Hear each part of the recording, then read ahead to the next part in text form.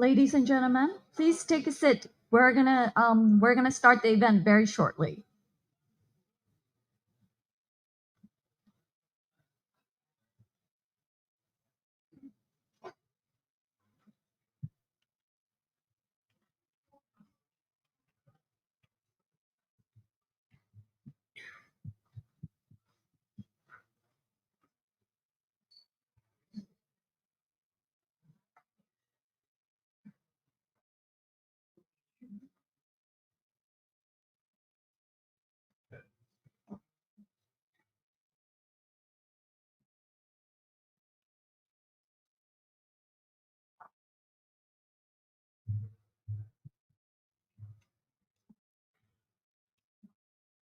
Ladies and gentlemen, before we start the event, we would like to show you a video, India, the Preferred Investment Destination. Please enjoy.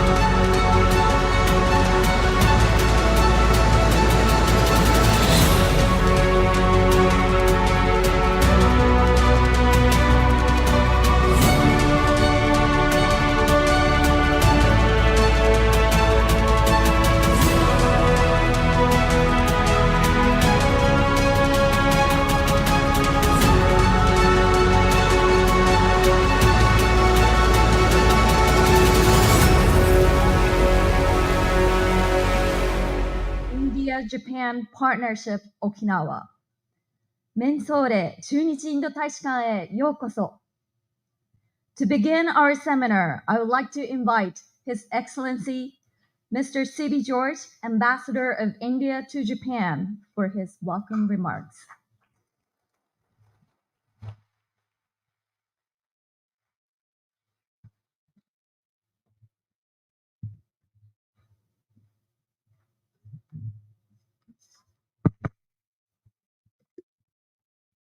Good afternoon, everybody. Your Excellency, Mr. Denny Tamaki, Honorable Governor of Okinawa Prefecture, His Excellency, Mr. Kyoki Nakagawa, Chairperson of the Assembly of Okinawa Prefecture, His Excellency, Mr. Masahika Miyazaki, State Minister, Ministry of Health, Labor and Welfare of Japan, His Excellency, Mr. Konosuke Kokuba, State Minister, Ministry of Land, Infrastructure, Transport and Tourism of Japan, His Excellency, Mr. Tatsumi Takara, Honorable Member of House of Councillors, Mr. Ryuku Hira, Founder Member of Okinawa India Friendship Association, Mr.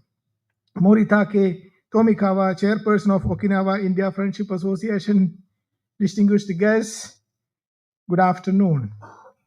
I would like to start by welcoming His Excellency Mr. Denny Tamaki, Honorable Governor of Okinawa Prefecture, and the entire delegation from Okinawa. I fondly recall my visit to Okinawa last year when I had the great honor of meeting the governor and discussing the possibility of this event. I am delighted that we have made this event a reality today, which marks the start of a new chapter in our engagement with Okinawa and Japan. Your presence, Honorable Governor, along with the officials and the business delegation, shows the importance you place on strengthening the relationship between India and Japan. I also warmly welcome our Indian representatives joining us today here and also virtually, as well as the Indian community who are physically present here today with us. India and Japan share a deep-rooted history of spiritual and cultural connections. Over the past decade, our relationship has transformed into a strong economic and strategic partnership. Today, we share a special strategic and global partnership built on mutual respect, shared values, and a vision for peace and prosperity. We now work together in areas such as trade, investment, digital initiatives, clean energy, health, space, defense, and security. We also share the objective of ensuring peace and stability in the Indo-Pacific region, including through initiatives like the Quad. Dear friends, economic cooperation is a very important part of our partnership. Japan is one of the largest investors in India. We have set a target of 5 trillion yen in public and private investment from Japan by 2027. We are already making good progress in this target. Our business collaboration covers sectors like infrastructure, manufacturing, technology, and innovation. With a population of over 1.4 billion and the world's largest and youngest workforce, India is the fastest growing large economy. Our government has focused on making India an attractive investment destination by improving policies, simplifying regulations, and enhancing infrastructure. Dear friends, over the last 2 years, I have traveled all across Japan, visiting all the 47 prefectures and major cities. Everywhere I have gone, I have seen growing interest in India as a promising destination of friendship and a preferred business partner. I am confident that with your support, we can turn this interest into real business opportunities in coming months.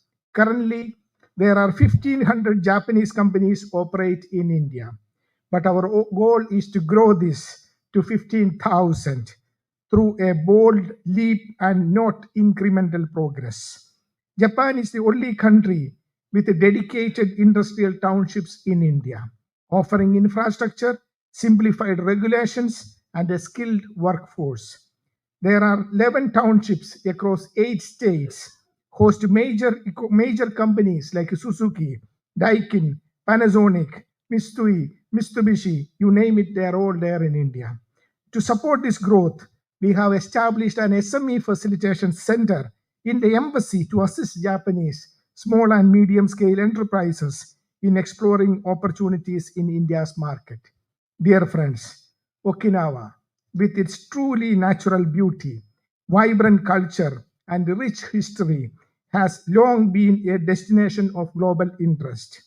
It can become one of the focal points for deeper collaboration between India and Japan, particularly in areas such as tourism, education, information technology, which are also the focus areas for today's presentations. The tourism sector in Okinawa, known for its pristine beaches and rich cultural experience, offers immense potential for Indian tourists who are increasingly seeking unique travel destinations. Similarly, India's rich cultural and historical heritage is an attractive prospect for tourists from Okinawa. By working together to enhance connectivity and promote our shared cultural experiences, we can create a strong tourism bridge between our two countries. Another area with significant promise is education. The presence of premier institutions like IIT Hyderabad and the Okinawa Institute of Science and Technology OIST at this event highlights the importance of academic collaboration. There is great potential for research partnerships, student exchanges, and joint programs between our two countries. The IT sector is also a key area for collaboration. India's position as a global leader in IT services and software development aligns with Okinawa's efforts to support digital transformation and technology driven interests. I would also like to take a moment to recall the large delegation from Okinawa that visited India earlier this year, organized by the Okinawa Times. This visit was a clear expression of strong desire for deeper engagement, and we must build upon these exchanges to further strengthen our business, cultural, and academic ties. I look forward to the visit of His Excellency the Governor to India, leading a business and a parliamentarians delegation next year. Dear friends, I would like to conclude by expressing my gratitude to His Excellency Mr. Denny Tamaki, the Honorable Governor of Okinawa Prefecture, and the esteemed delegation for their presence today. I also extend my sincere thanks to the Honorable Chairman of the Okinawa Assembly, the Honorable Ministers, Honorable Diet members, and others for joining us. A special word of appreciation goes to the Okinawa India Friendship Association for its active role in strengthening our friendship. I am confident that today's discussions will come out with valuable insights and pave the way for productive collaborations in tourism, education, IT, and beyond. Thank you and good afternoon.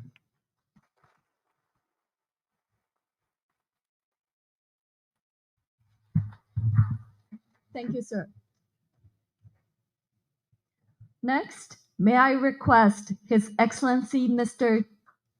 Tamaki Denny, Honorable Governor of Okinawa Prefecture, to make remarks.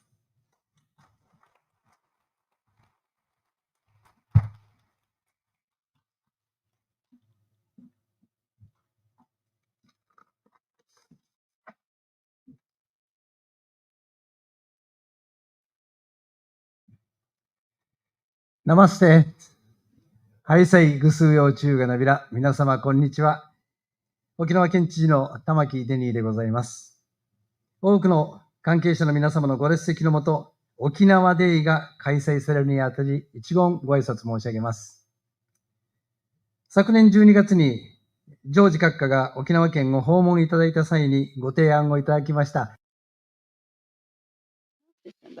And now, today is being co-sponsored today by the Embassy of India in Japan and Okinawa Prefecture. And to express my sincere gratitude to His Excellency Mr. George and all embassy staff for their effort in making this event possible. India has the world's largest population, talented human resources, and vast land area, and it's recognized as one of the countries that will contribute to growth, with its GDP set to grow to the second largest in the world by 2050. The relationship between Japan and India has been fortified with the upgrade of Japan-India Special Strategic Global Partnership in 2014. as well as the actual mutual visit by the two leaders. The year 2023 is actually set to Japan-India tourism exchange year. The continued promotion of tourism in this year and going forward is already confirmed. So regarding the relationship between India and Okinawa Prefecture, Okinawa Prefecture is referred to as Ryukyu. The history of Okinawa lion can be tracked back to the period when Okinawa was a trading center with China and Southeast Asian countries. The Caesar, this lion statues called Caesar, which are the guardian gods of Okinawan homes, were scouted in India and Orient and brought to Okinawa during the period of modern trade. As of June 2023, there are approximately 400 Indian nationals residing in Okinawa Prefecture, and I understand that the Okinawa Institute of Science and Technology Graduate University, OIST, where we have been making new presentation today, has 55 faculty members and also 31 doctoral students enrolled. Last month, there was second Okinawa Karate Youth World Championship held in Okinawa Prefecture, and we have actually received so many visitors outside Japan. And India was the country where the largest number of participants. So it is actually excellent that we actually have a good exchange through karate.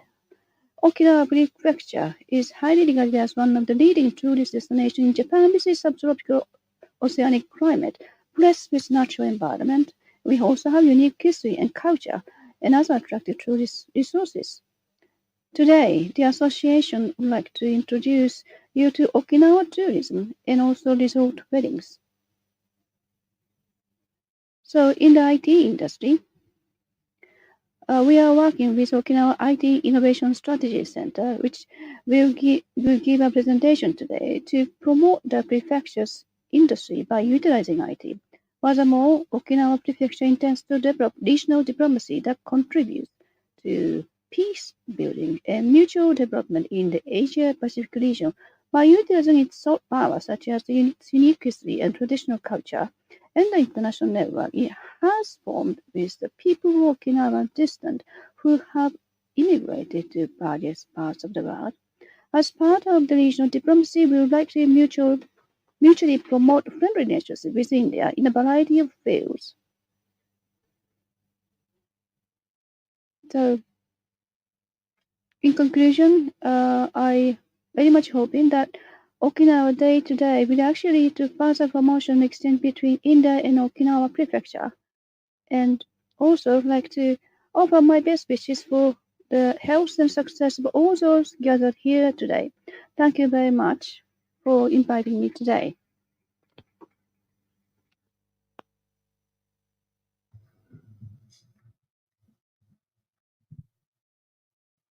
Thank you, sir.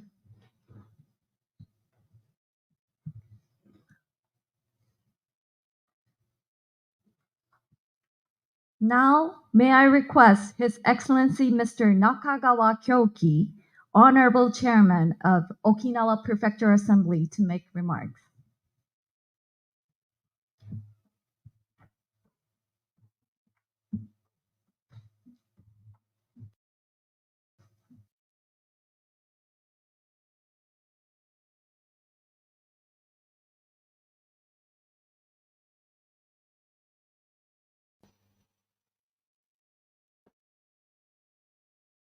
Good afternoon, everyone.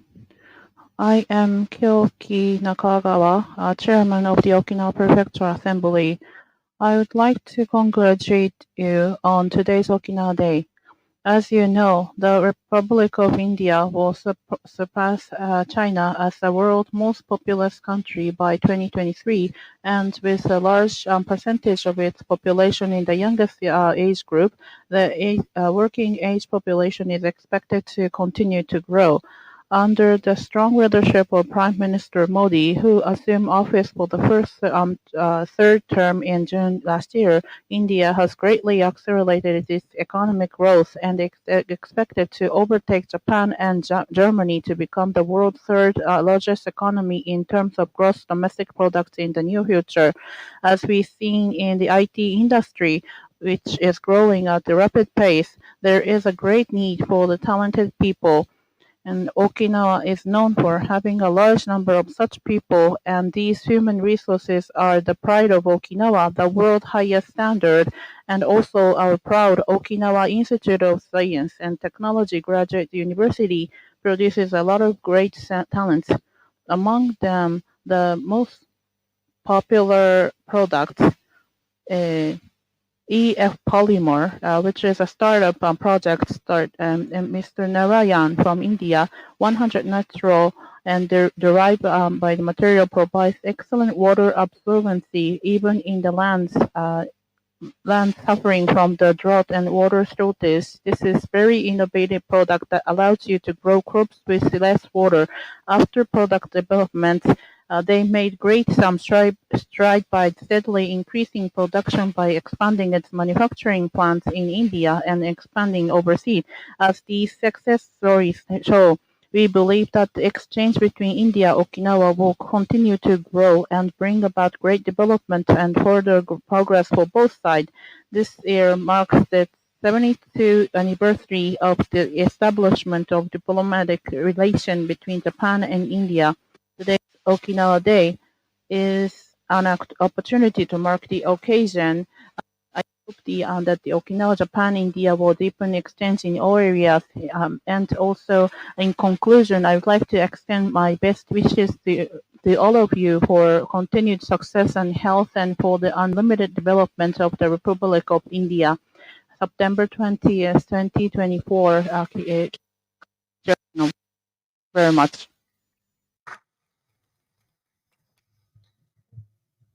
Thank you, sir.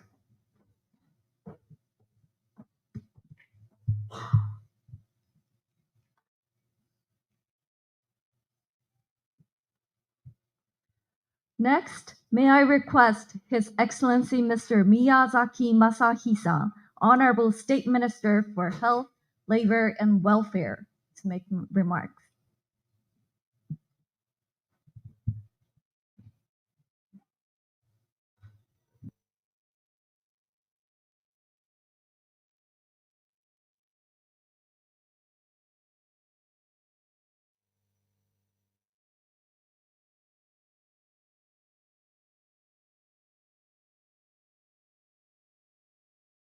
Ms.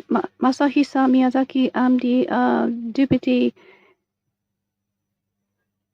Minister of Ministry of Health, Labor and Welfare. I'd like to extend my sincere congratulations on the successful holding of this Okinawa Day event today with the participation of many concerned parties. I also like to express my deepest respect to the Embassy of India in Japan and also Okinawa Prefectural government for their efforts in organizing this event. Japan and India have enjoyed a very cordial relationship since establishing diplomatic relationship in 1952, and we have been actually making a very good relationship. So in recent years, we are actually witnessing the leaders of two countries have met almost every year.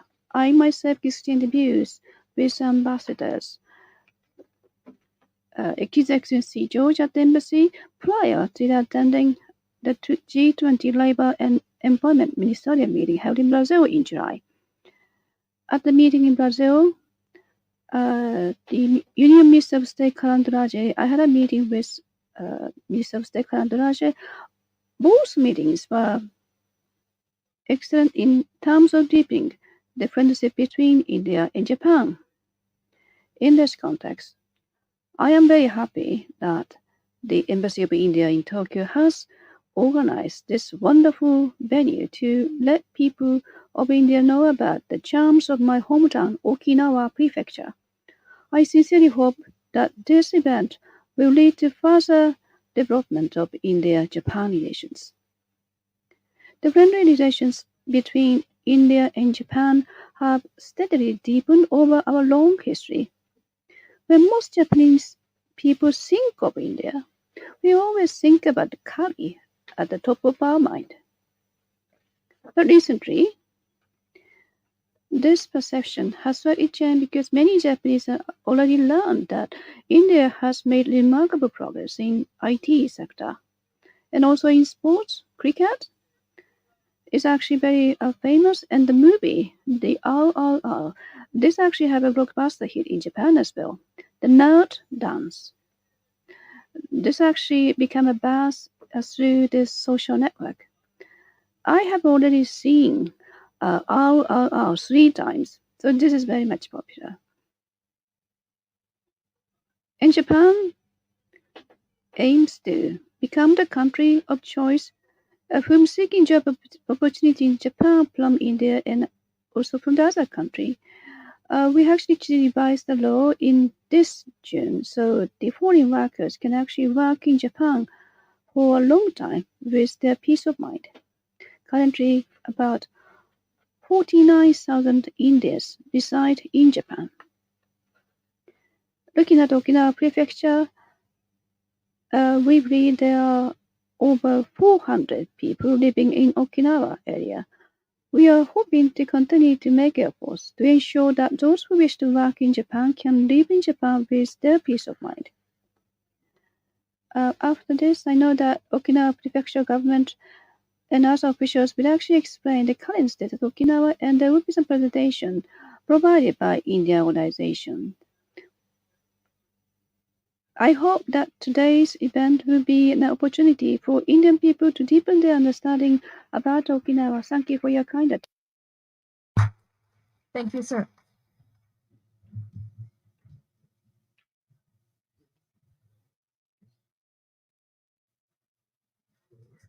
Now, may I request His Excellency Mr. Kokuba Konosuke, Honorable State Minister for Land, Infrastructure, Transport, and Tourism, to make remarks.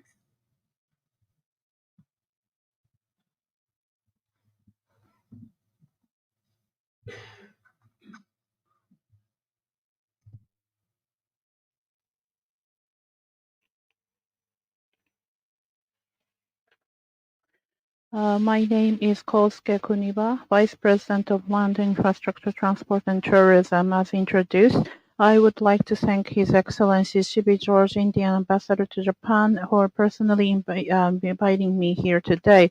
And your country has both the vast land area and long history, and has many attractive elements for Japanese people, as Himalayas or roof of the world, magnificent nature represented by the Ganges River, the curry is also the best food for Japanese as well. And also the origin of the Japan-India relationship is said to be introduced from the Buddhism, and also that is penetrated from the culture. And for Japanese, your country may be said to be the home of our spiritual culture. Okinawa, on the other hand, is surrounded by the emerald green waters, has a rich natural environment with layered ecosystems on the island, as well as the unique culture. And we believe that the companies are present today, as well as foreign students from your country, will enjoy Okinawa even more and visit on the. I would like you to enjoy Okinawa. In any case, I hope that by taking advantage of the strengths of the both countries, human exchange will be continued in the future as well. And as in the ICAO or ICAO, I was part of the meeting of the Asia Pacific Aviation meeting, and we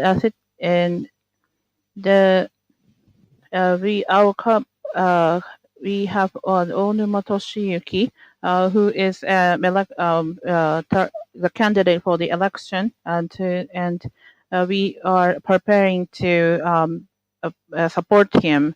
And I would like to have the support from the Asian countries as well. And the city was full with young people and was vibrant, and I was able to experience the energy inside your country. At the same time, the New Delhi is a very high dense population, and the infrastructure challenges that you do face. And so in order for you to prosper for the future, it's important to have the infrastructure development and also the high quality infrastructure of Japan, not only the academic or the government supported, and also we want to optimize the infrastructure and also the support the engineers. And also as our ministry has high quality infrastructure provided by Japan, both public and private sectors. We would like we are the Japan has been cooperating with your country to resolve various problems, mainly through yen loan projects. And Japan started in 1958, and also we started the Delhi Metro initiative, not just a success in your country, but also become a model for the model project implemented around the world. The high-speed rail project, which is a position as a flagship project of both countries, is currently underway. We hope that both countries will be unison to make this and also connect the 500 kilometers, which is so it's high profitable the project. So we would like to collaborate with you to support on this initiative as well. In conclusion, I would like to conclude my remarks by wishing for further strengthening of the friendship between Japan and India, including Okinawa, as well as the continued health and development of all these people present today. Thank you very much. Thank you very much, everyone. Thank you, sir.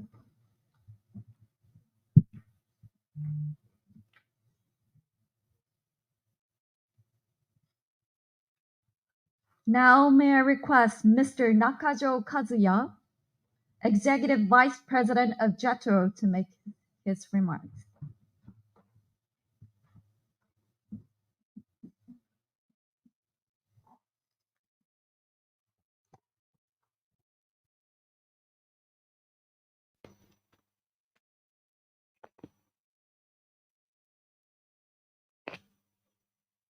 His Excellency Mr. Shibijo, Ambassador of India to Japan, and Mr. Danny Tamaki, Governor of Okinawa Prefecture, and Mr. Kyoki Nakagawa, Chairman of the Okinawa Prefectural Assembly,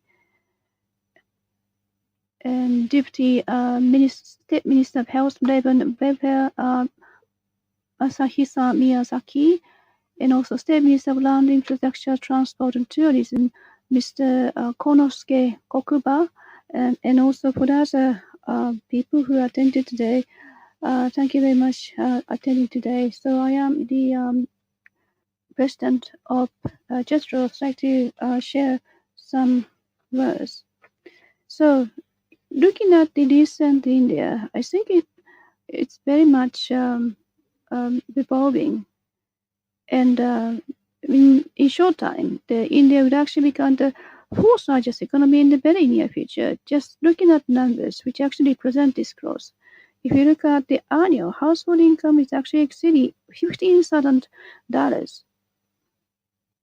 And it's in Japanese converting about 2 million yen annual income. It's actually the middle to high class. So the population is expected to increase from less than 10% of total population in 2020 to around 40% by 2030. This is actually the number shared by the think tank in Western countries. So those those households are well rich enough to be able to buy the four-wheel car. So I will believe about 500 to 600 million people, which is actually ranked to this particular category. So now I think you can easily imagine what will be the potential market we're looking at in India. If you look at automotive per 1,000, and I think 20 cars per 1,000 population. So it's actually the 1/27th of Japanese numbers.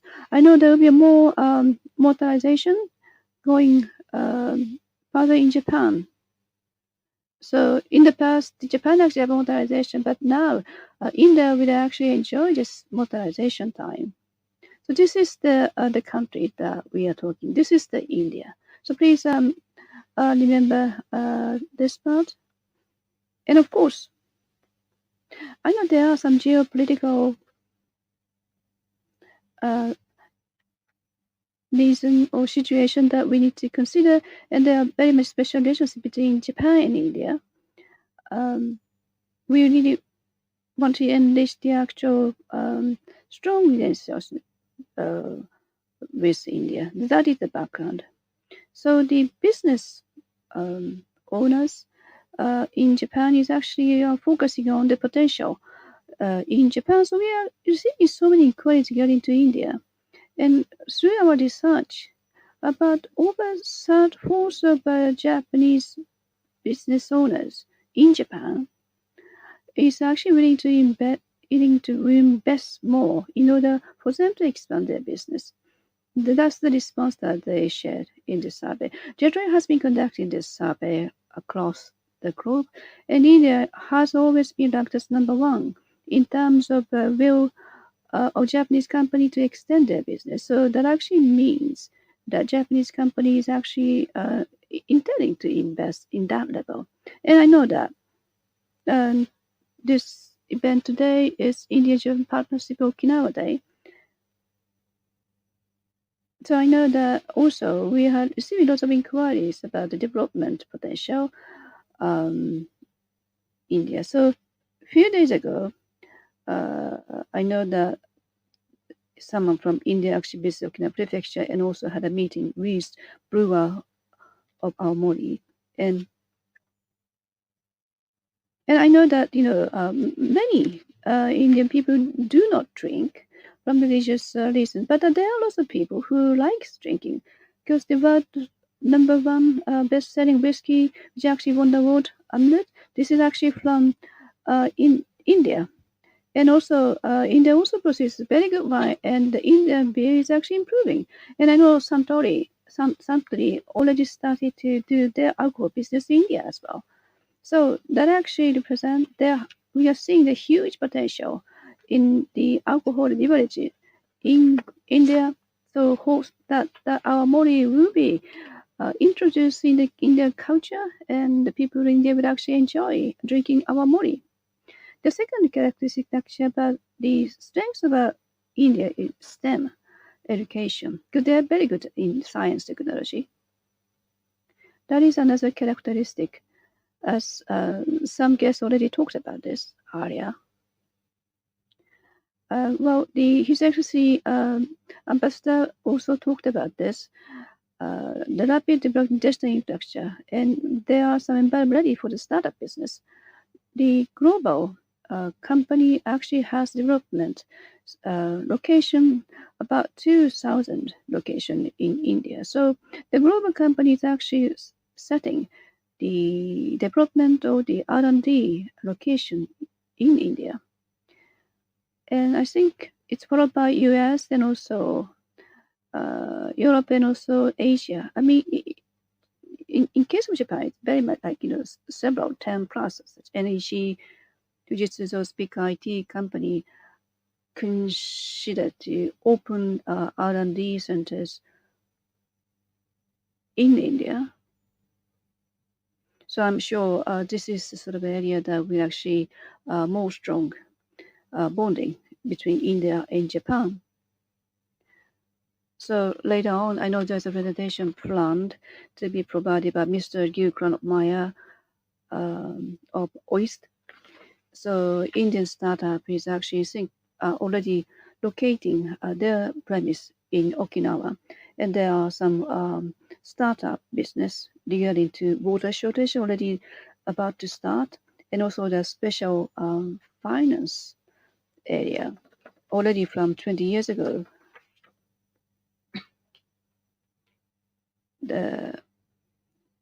the prefecture of Okinawa has actually streamlined to prepare the actual digital infrastructure, and combining with this in India is actually brings really great opportunities. Let me talk about the JETRO. Naha office of JETRO was back in 1970s. This is before the Okinawa was actually done to Japan from US. So, and also to promoting the actual product from Okinawa, and also special finance section, we have tried to promote the companies outside Japan, and also logistic hub in various areas. The JETRO has actually become the part of those development business in Okinawa.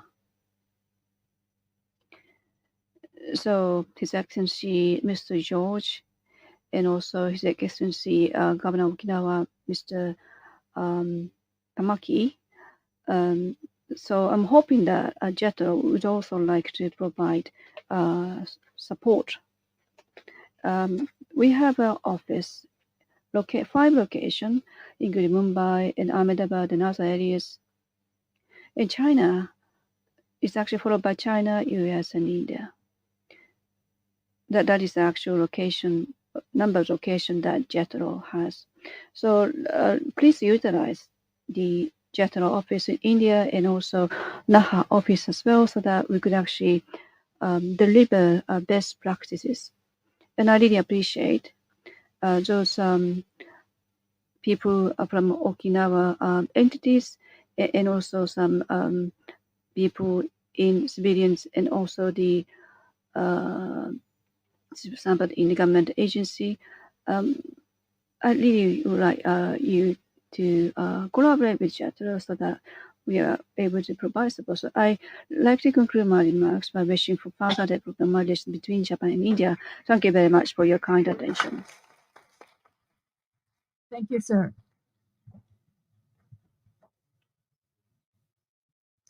Next, may I request Mr. Hiraryuko, representative founder of Okinawa India Friendship Association, to make his remarks.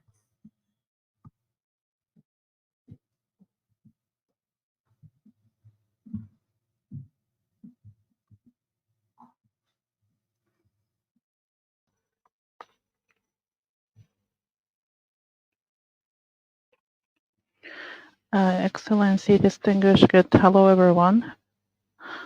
I'm on behalf of all members of Okinawa India Friendship Association. I am privileged to share my thoughts on this first commemoration of Okinawa Day. I extend my deepest gratitude to His Excellency Ambassador C.B. George and the Embassy of India for 25 years of continued support and guidance extended to Okinawa India Association. I would like to express my gratitude from my bottom of my heart. Thank you, and thank you very much for supporting Okinawa. Father of Indian philosophy and Buddhism, Dr. Hajime Nakamura has written that without Indian culture, Japanese culture would not shine.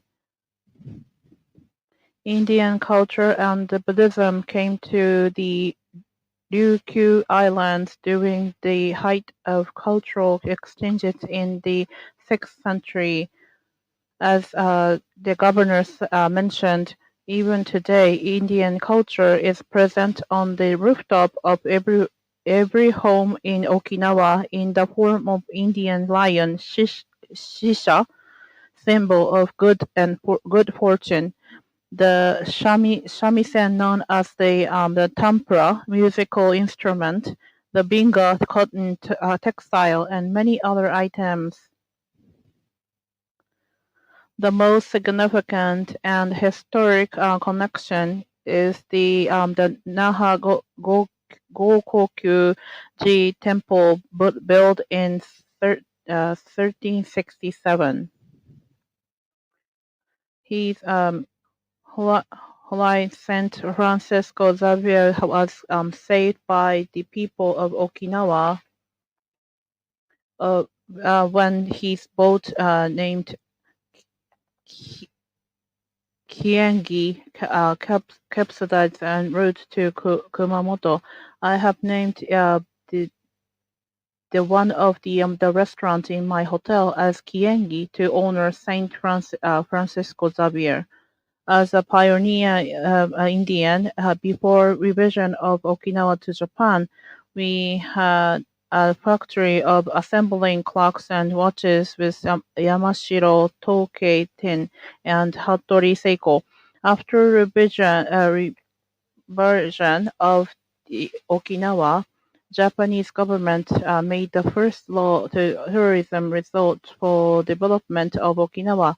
Prime Minister Takeshita instructed me to build Okinawa's first and largest Regency Park and Convention Hotel, which was inaugurated 33 years ago.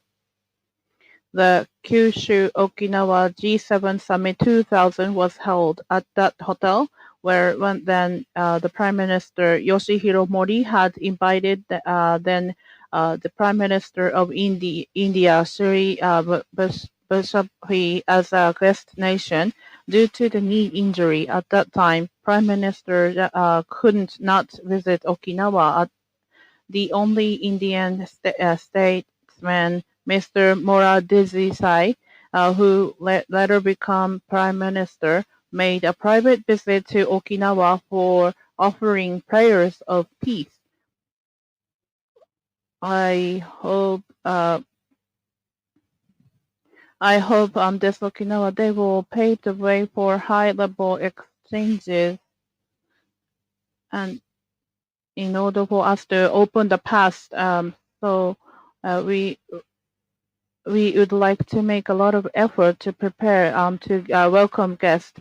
50 years ago, the end of Vietnam War was the catalyst of about 250 Indian citizens who moved from Saigon to Kosa City with the transport of American armed forces. I am most grateful to His Excellency Governor Tamaki and the mayors of Okinawa City for extending their support to the Indians in Okinawa.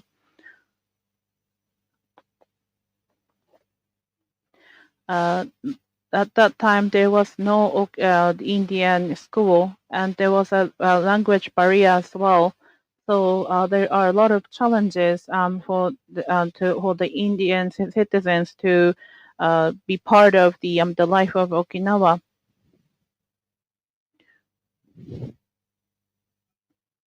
Life is a joyful journey.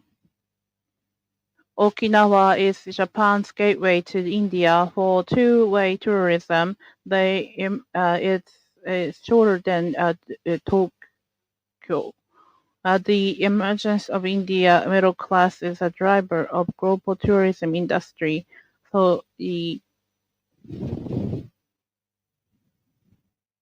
price of domestic Indian tourism has been rising rapidly.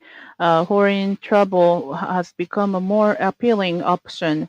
By 2027, India will exceed Australia, Canada, and France to become the world's number 5 biggest outbound tourism market. Indian tourists will account for $87 billion, which is double. It's going to be the $38 billion recorded in 2019. So it's going to be double before the COVID. And the Middle East is India's top destination for outbound travel, and followed by the Southeast Asia, North America, and Europe. India is the third largest source of the tourists for Thailand. India's two biggest airlines are planning for tourism to take off, like Indigo Airlines and Air India ordered respectively 500 and also 470 aircrafts they ordered last year, and that was the biggest orders in aviation history. By 2034, Indian market will match that of the US, which generates 12% of global transaction volume.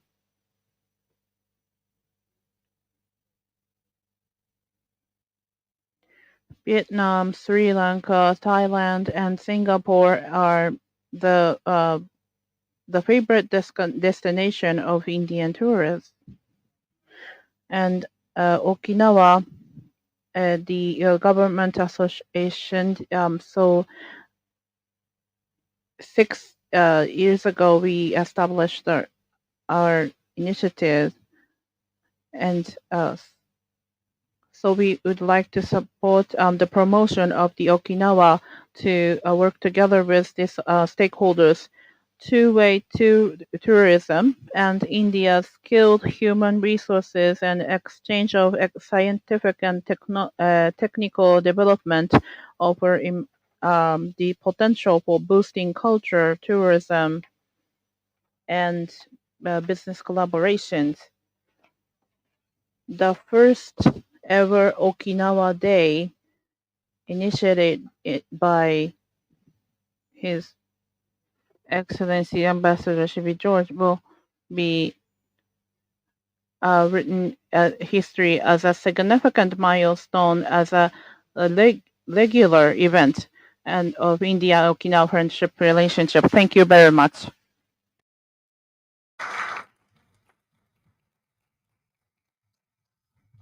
Thank you, sir. Now we would like to screen the promotion movie of Okinawa Prefecture.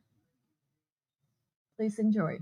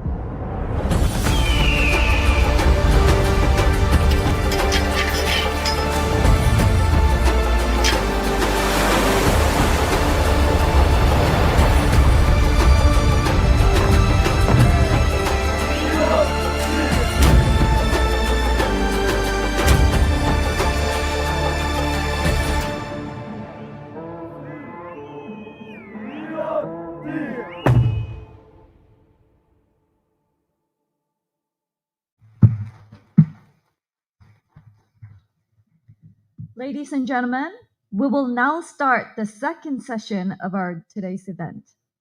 The speakers will be presenting on business, tourism, and academic opportunities in Okinawa and India. We will invite guest speakers from the Okinawa side for the first part, while the second part will be virtual presentations conducted by the Indian side online.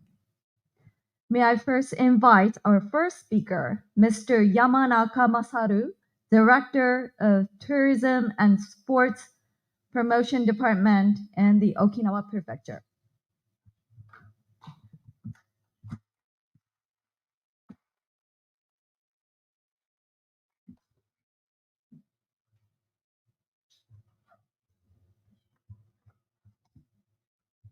ナマステ、皆様こんにちは。沖縄県文化観光スポーツ部観光振興課の山川と申します。本日はこのような機会をいただきまして誠にありがとうございます。限られた時間ではございますが、観光を中心に沖縄の紹介をさせていただきたいと思います。よろしくお願いいたします。次のページお願いします。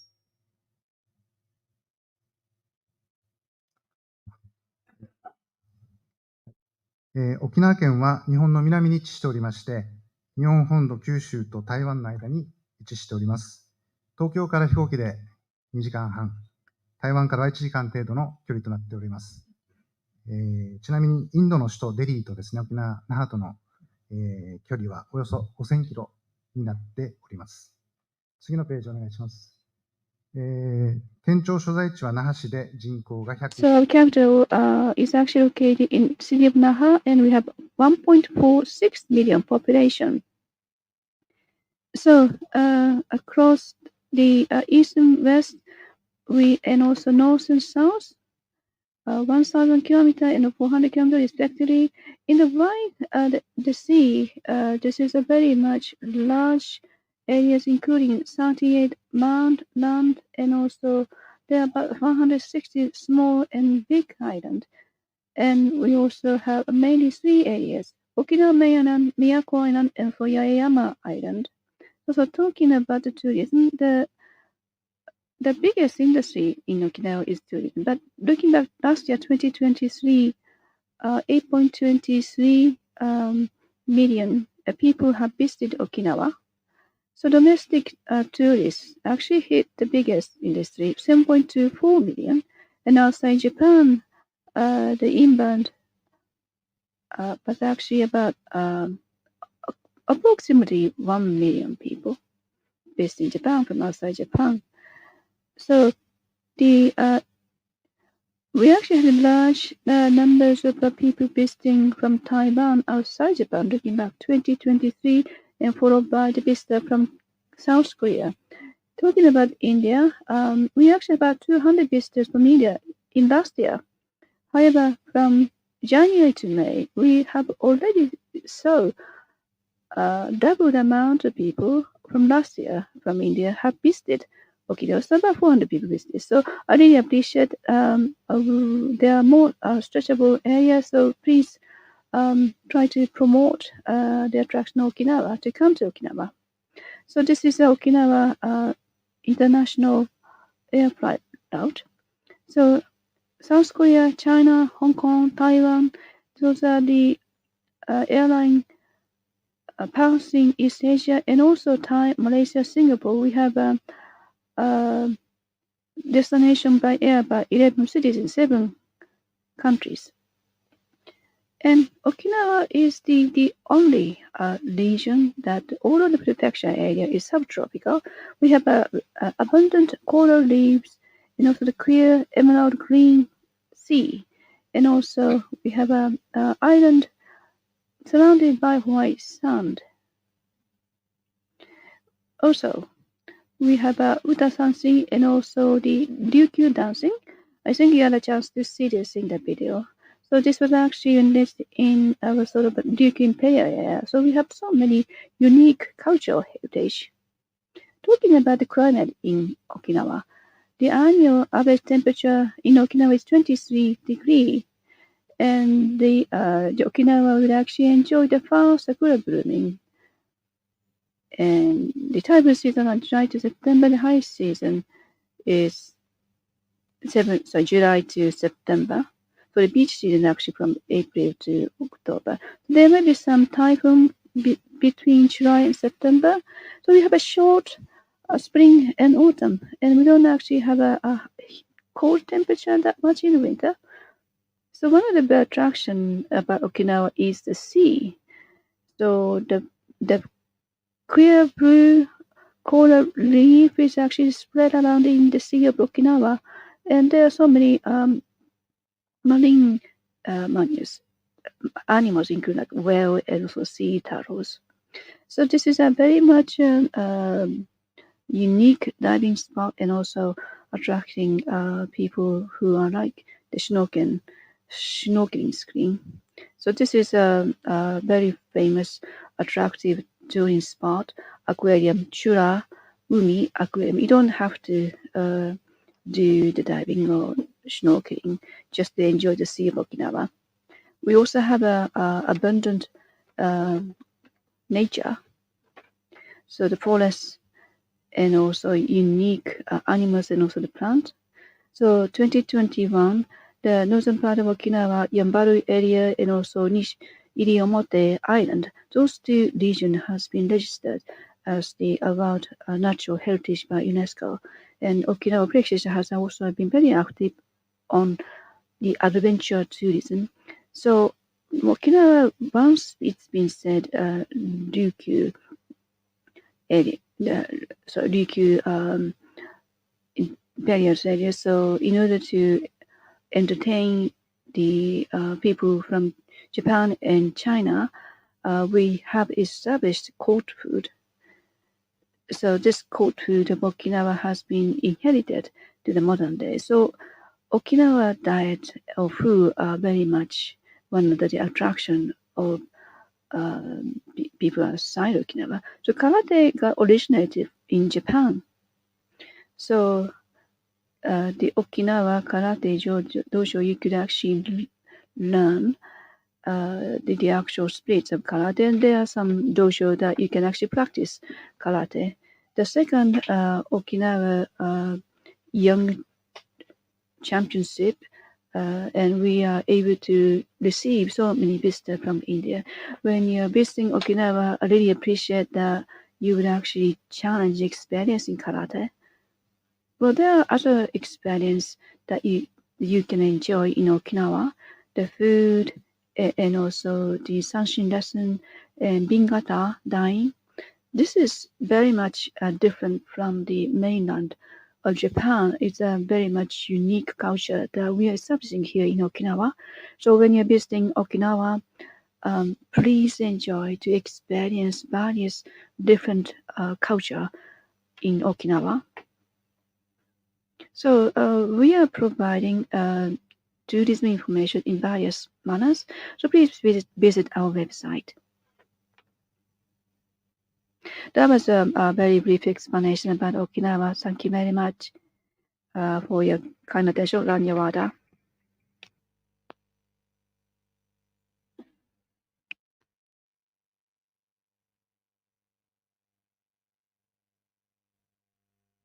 And may I call Ms. Onaga Yuka, Chairperson of Okinawa Resort Wedding Business Association, for her presentation.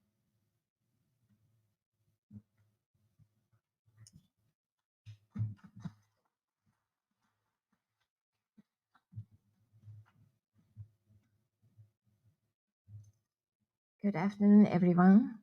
I am Yuka Onaga from Okinawa Resort Wedding Association, and I am going to give a presentation in English, and I am regretting right now because to tell you about myself, I was an exchange student to United States of America when I was in high school students.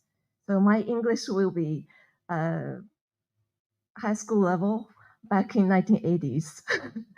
Okay, let's start. Okay, Okinawa. I'm going to tell you about the story of Okinawa Resort Wedding. I have heard that you have a very a traditional wedding style in India, and it is kind of hard to have a wedding in Okinawa, same style. But I hope someday you will come to Okinawa for the wedding. Next, please. As you may have seen the earlier presentation, Okinawa is blessed with a beautiful and rich natural environment. Photoshop and there is many photo spots for photo weddings. Additionally, there are a variety of content and experiences available to enhance the wedding scene. Next, please. Okay, Okinawa Resort Wedding. There are 44 chapels across Okinawa hosting over 10,000 ceremonies annually. Wedding parties typically last about 2 hours and include local food and beverages. Next, please.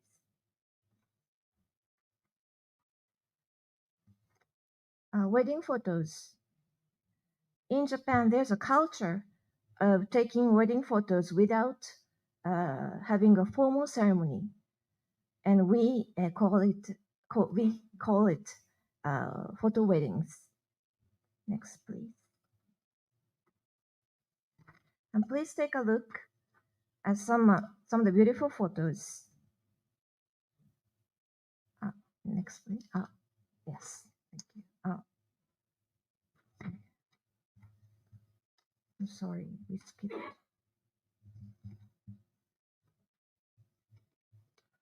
This year, Okinawa Resort Weddings are showcasing a luxurious resort wedding that meet global standards. The photo is a private sunset cruise aboard a chartered cruise. Next, please. Here we are introducing a bouquet, accessories, and wedding dresses that beautiful complement Okinawa's unique charm. This is a new model of bouquet, beautiful bougainvillea flowers. This beautiful and earrings inspired by the color of the ocean, Okinawa Ocean. And these beautiful items make couples' wedding more special. Next, please. Here is an introducing to a cute bouquet and dresses. The bride appears to shine more naturally. Next, please. And now wedding ceremonies.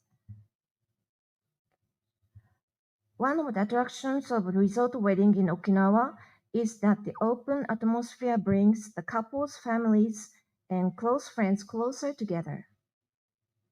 Next, please. Chapels in Okinawa. Next, please.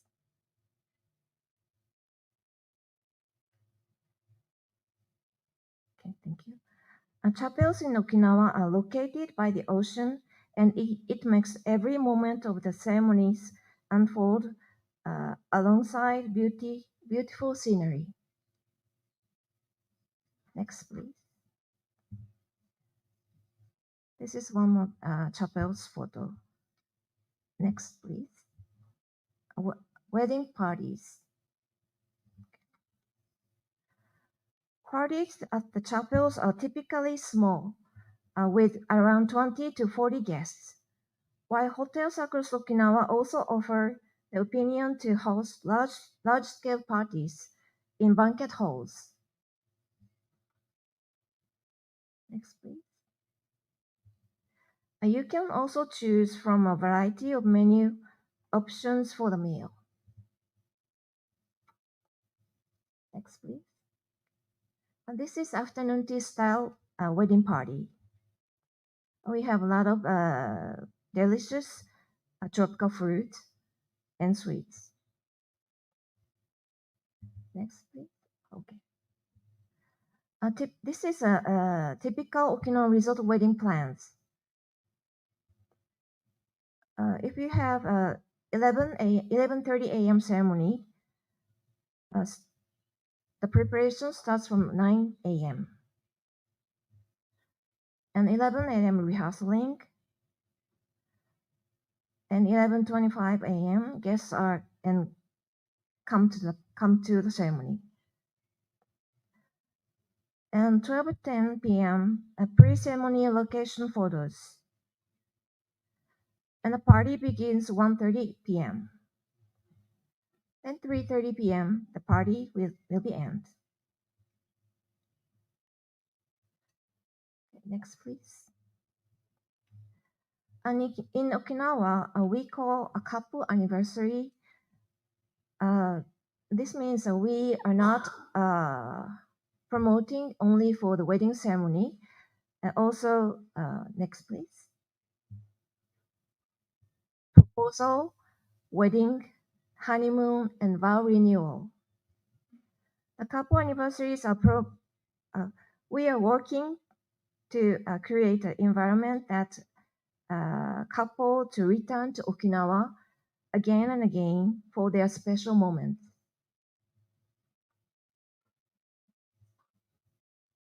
Okay, next. Okay. This is the location of Okinawa Resort Wedding Chapels. We have 44 fascinating chapels. Okay, next, please. This is wedding spots located in Okinawa Islands. This is a night at the sky, a photo. Next, please. Okay, thank you. This is overview Okinawa Resort Wedding. Annual result for 2023. We have around 22 couples.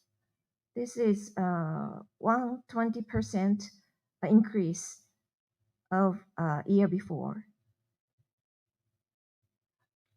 Top regions are Onna Village, Chatham Town, Miyakojima City, Tomigusuku City, Yomitan Village, and Nago City, according for approximately 73.6% of the total. Sorry. Okay. Wedding peak season is October, November, and April. And off-peak season, January, August, and December.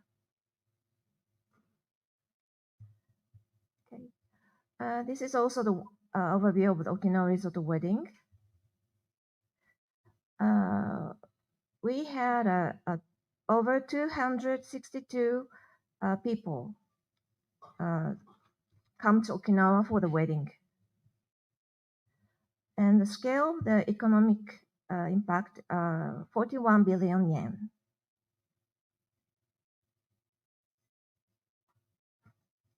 Next, please. And more information, please visit our official website. Thank you very much for your attention. And thank you for your time. Thank you.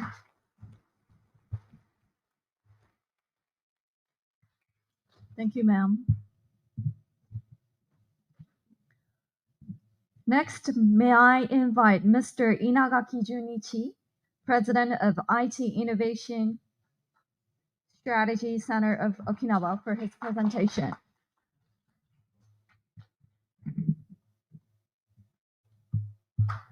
Everyone, thank you for introduction. My name is Junichi Inagaki. I will speak in Japanese, but I actually prepared my presentation in English. So, Okinawa IT Innovation Strategy Center of Okinawa, ISCO. So I have been actually instructed to provide some overview for 5 minutes. So thank you very much for this. His Excellency Mr. George and His Excellency Mr. Tamaki and all the guests all the distinguished guests and all the people attending, thank you very much for these opportunities. So earlier, there was some discussion about Okinawa India Friendship Association. 20-some years ago, some association between India and Japan has been established. So I have been requested that you should actually join, then you should actually become a president. I have been actually requested by the chair of the association then, because I have been involved in the human development, capital development in the IT domain, because I have been actually working as the school head of the dedicated technical school for over 20 years, and also TV or radio. We have I was in charge of so I have been on the radio program or the TV for featuring Okinawa. So after retirement, I found this position in ISCO. ISCO has been established after my retirement. I was actually involved as a planning of ISCO, but now I'm the head or the president of the ISCO. So next page. Sorry, it's too small, but please look up right side for English. So let me talk about what we do. There are 8 points. First of all, in order to resolve the society economical issues, and we wanted to utilize IT, and we have been participating in this planning session in Okinawa, and we actually exchanging some opinion. Number 2, so IT application, model planning, inter-industry cooperation promotion related project. So the main focus is the tourism and also logistics and also agriculture, covering all those industry in Okinawa.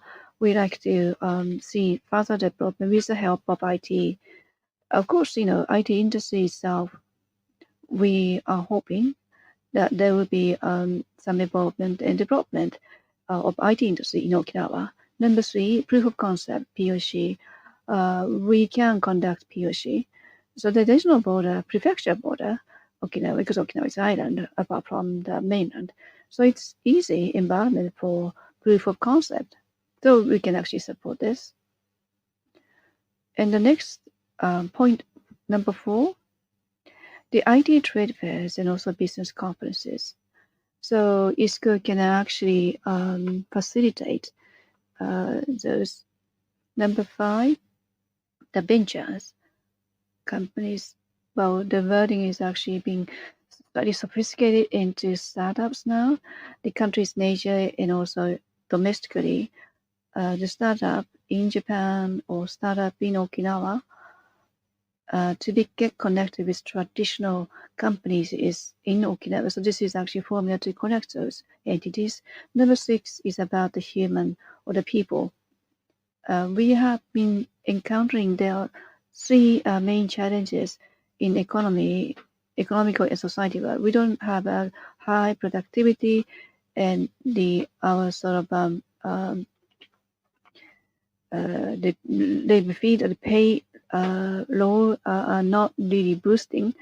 So if we are able to solve any of those 3 challenges, I'm sure this will actually help to solve other 2 outstanding ones. So we really need to start from whatever the low-hanging fruits. So I think whatever the case is, we should actually utilize IT. So we really wanted to endorse and support those entities' collaboration, particularly for the human capitals. We have been increasing the receiving inquiry from the workforce in Asian countries. So I know that the Governor Tamaki have been in US for last week to do some collaboration, and I think economic area is actually important. However, the economic industry wide actually had a different approach. And I think the key message here is that after receiving the actual message of Okinawa Prefecture, then we like to promote certain societal or economic activities, particularly for the workforce or the human capitals. We have a lot of exposure in this area. Number 7, I know that OIST will be presenting their story from themselves later on. So hoping that we would like to set up a kind of cluster in Okinawa. So we are also supporting this promotion activity. Last but not the least, number 8, we really want to deepen the actual cooperation and exchange.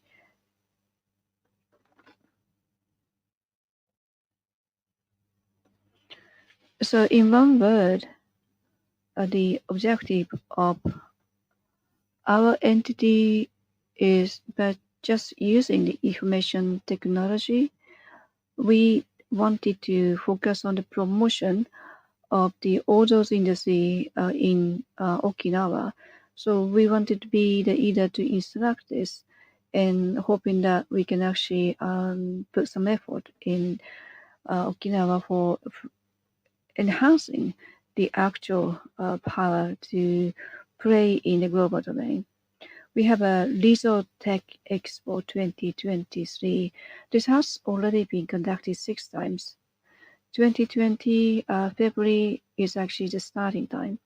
Back then, this is really just the time of the outbreak of the corona pandemic, but somehow we were able to have a face-to-face expo in 2020, and after that we have already conducted 5 face-to-face events without any cancellation, about 10,000 people in Okinawa. I mean, I think this is very much unique case under a pandemic.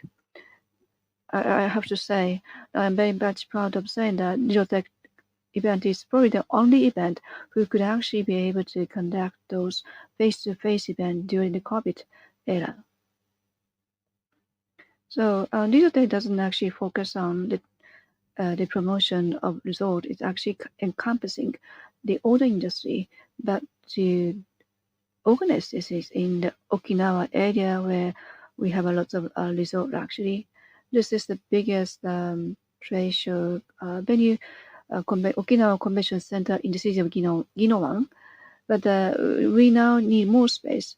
So this is not a trade show space, but you may probably heard about Okinawa Arena, which was actually conduct the World Cup of basketball. I know there are very similar trade shows in Asian countries, so you can't really tell which one is which. But looking at this venue, come to Okinawa, and including digital signage, you'll be very much impressed about this trade show. So already, the November is actually coming ahead of us for this Resort-Tech Expo 2024. One of the organizer, His Excellency C.B. George, has a plan to visit Okinawa before and after this Resort-Tech Expo. I really appreciate if His Excellency came over to this expo and hopefully to provide some opening remarks in this. And I know the ambassador is very busy. That I hope this can actually be materialized. So startup support is something that we also do.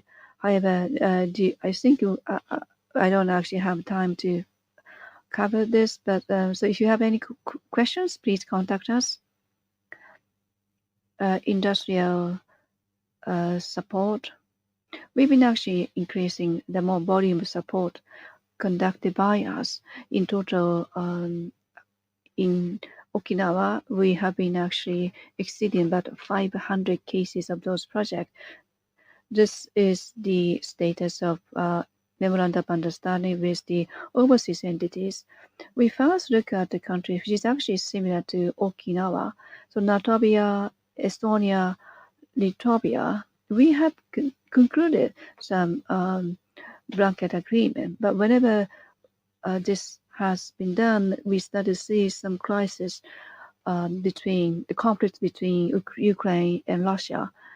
So situation has actually changed then. So we are sort of postponing this activity now. So the area sightseeing area covered. There are some direct flights from Okinawa, or Okinawa office is located in outside Japan, like Taiwan, Hong Kong, and China mainland, and also South Korea, Malaysia, Singapore, and Vietnam. So the physical closer area of Okinawa, we are concluding some bracket agreement regarding to India. Since I've been working as a president of the association, I've been visiting India so many times. So last year, when there was a week that summit of G20 that Prime Minister Kishida actually, in Japan, I visited Delhi during that time. I have not been visiting India in this pandemic time, but I was very much impressed, because the airport is so changed, is so clean, and Gulkanion, the urban areas, I have visited so many shopping center and a lot of deployment of Japanese companies, because I had a sort of my impression about India was really all because we were only focusing on the southern Bengaluru, but we started to see other IT urban area apart from the southern part of India. So hoping that we can actually have a good just before the other areas in India as well. Okinawa actually have a very much deep connection with China from historical perspective. So we have a lot of exchange of people from China and Okinawa and exchange student, and also the entity establishment. So we see a big difference. I mean, if you looking at the big countries in Asia, India, China, and Japan. So when to think about what kind of exchange we can actually do, if you look at the volume between Japan and India, it's 1/10 or 1/5. I know physically India is slightly distant, but I think we have a big gap between the distance between India, Japan, and also China, Japan. So really think there are a great area for improvement. So I personally feel that we should actually enlist the more relationship enhancement between India and Japan. Well, I have some follow-up page, but maybe we can skip some of those. Yeah, this is the final slide. Thank you very much for your kind attention. So if you have any... Thank you, sir. May I please call onto the stage Mr. Gil Granite Meyer, Executive Vice President of Okinawa Institute of Science and Technology, for his presentation.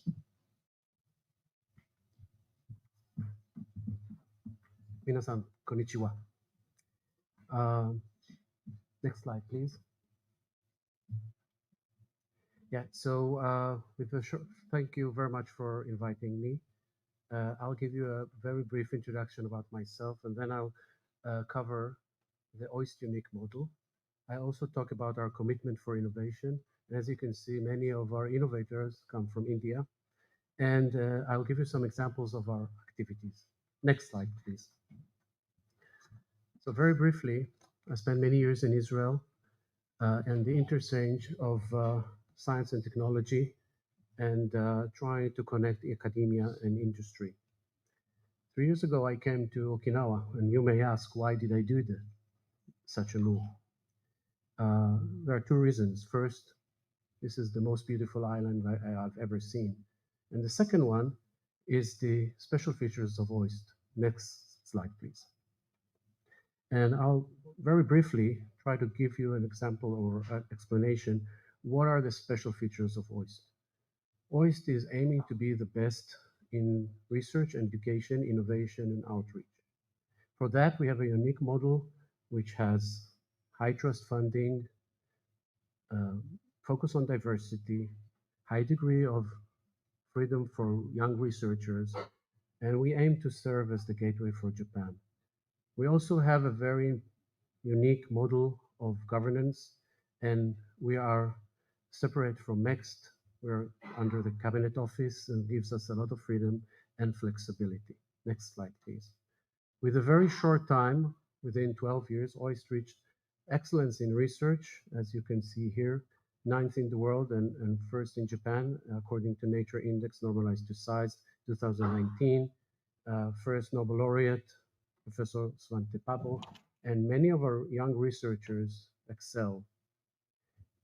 We have a very rigorous recruitment process for faculty and students. Next slide, please. OIST is also cross-disciplinary and very unique in its structure, flat, no departments, and as I said, high freedom for researchers to pursue very ambitious goals. Next slide, please. OIST is very diverse, very international, with over 60 nationalities on campus, as you can see here. Next slide, please. We're also recruiting students. Many of them come from India, excellent students, and we screen many of them. As you can see, this is very competitive. 80% of our students are non-Japanese. Next slide, please. The OIST is very young. It's only 12 years old, so we have just concluded our first cohort of graduates, and you can see their trajectories, and you can see how they are progressing. Many of them actually have their first offer job in Japan, and we're very proud that we produce high quality workforce for Japan from Okinawa. OIST is located in Onason, and we have our partners here from Onason, Mayor Nakahama. Thank you very much for hosting us, and thank you for having us as true partners. Next slide, please. OIST has a focus on innovation, and this is my role. And as Innovation Center, we are connecting products, funding, national talent, local and global, and startups. And I'm going to focus on creating of startups. Next slide, please. We offer a variety of support to our faculty, but I want to focus on two projects that we have. The first one is going to be the proof of concept, and the second one is the acceleration program. Next slide, please. So the proof of concept program started in 2015. This is a program aimed to de-risk projects from the academia and to move them towards industry. This is a unique model that is very effective in supporting commercialization. Next slide, please. As you can see, we're providing training, mentorship, funding, intellectual property, and support. That's a great tool to attract industry and to create startups. Few of the startups that I will be telling you about very shortly comes from this program. Next slide, please. In collaboration with the Okinawa Prefecture government, in 2018, we started the Global Innovation Acceleration Program. We bring external innovation from all over the world to come to Okinawa, stay at OIST, and cultivate their technologies in close proximity. Many startups, including a lot of them from India, will be shown very shortly, including EF Polymer, which was mentioned earlier. Next slide, please. This program aims to really support startups to come into Japan and build a business in Japan and Okinawa, nurture their business. We also facilitate collaborations, access to funding, building an ecosystem in Okinawa, innovative ecosystem. And we want to have, obviously, a social impact that will transform Okinawa and add additional layers to Okinawa beyond tourism and agriculture. Next slide, please. Over the last year, we can see the achievements that we had. I just want to highlight that we have 26 startups associated with OIST, 40, almost 50 members in our incubators. And you can see outside we have new incubators built up with the help of our neighbors. And we launch this acceleration program now with 4 startups every year. 25 were selected from 89 candidates. And you can see 3 of them are from India. And I just want to commend the Indian entrepreneurs that comes to OIST. Next slide, please. And I'll give you some examples. Astrek, this is wearable robotics for lower limb rehabilitation. They come from India, you can see, and they are within our incubators trying to promote their product into Japan. Next slide, you can see more about the product and their achievements. Next slide, please. Exosure. Exosure is focusing on exosome treatment for cancers, and the team has come to OIST this year, 2 members with a baby, and if you can see next slide, they aim to support cancer-free society, and the exosome is going to be delivering low dosage of anti-cancer drugs. They already have their first product in the market, and they're looking how to enter Japan and expand their business. Next slide, please. Veritus team, they're using AI to support researchers in their daily work, and they're also part of our acceleration program this year. Next slide, please. Sand Regenik, again, the founder is Indian, and he's doing cutting-edge 3D printing of biomaterial that can help injured neurospine injury.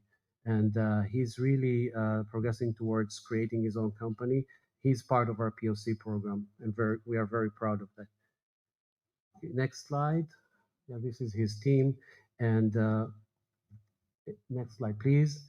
EF Polymer, very famous already in Japan, also around the world.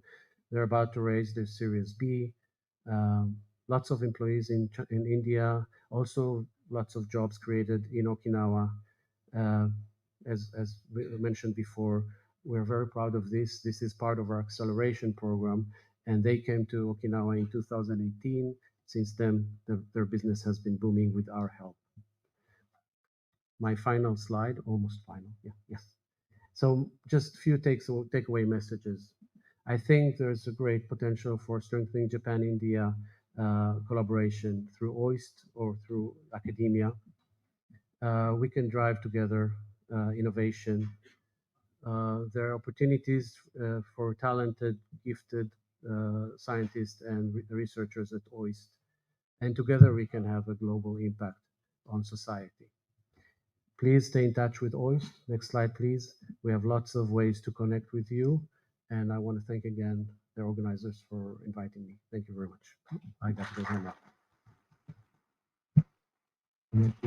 Thank you, sir. I want to thank again the organizers for inviting me. Thank you very much. Ladies and gentlemen, moving forward with our event today. Next, we're going to have virtual presentations conducted by our guest speakers in India. May I first request Dr. B.S. Murthy, Director at IIT Hyderabad, to start your presentation. It's over to you, sir.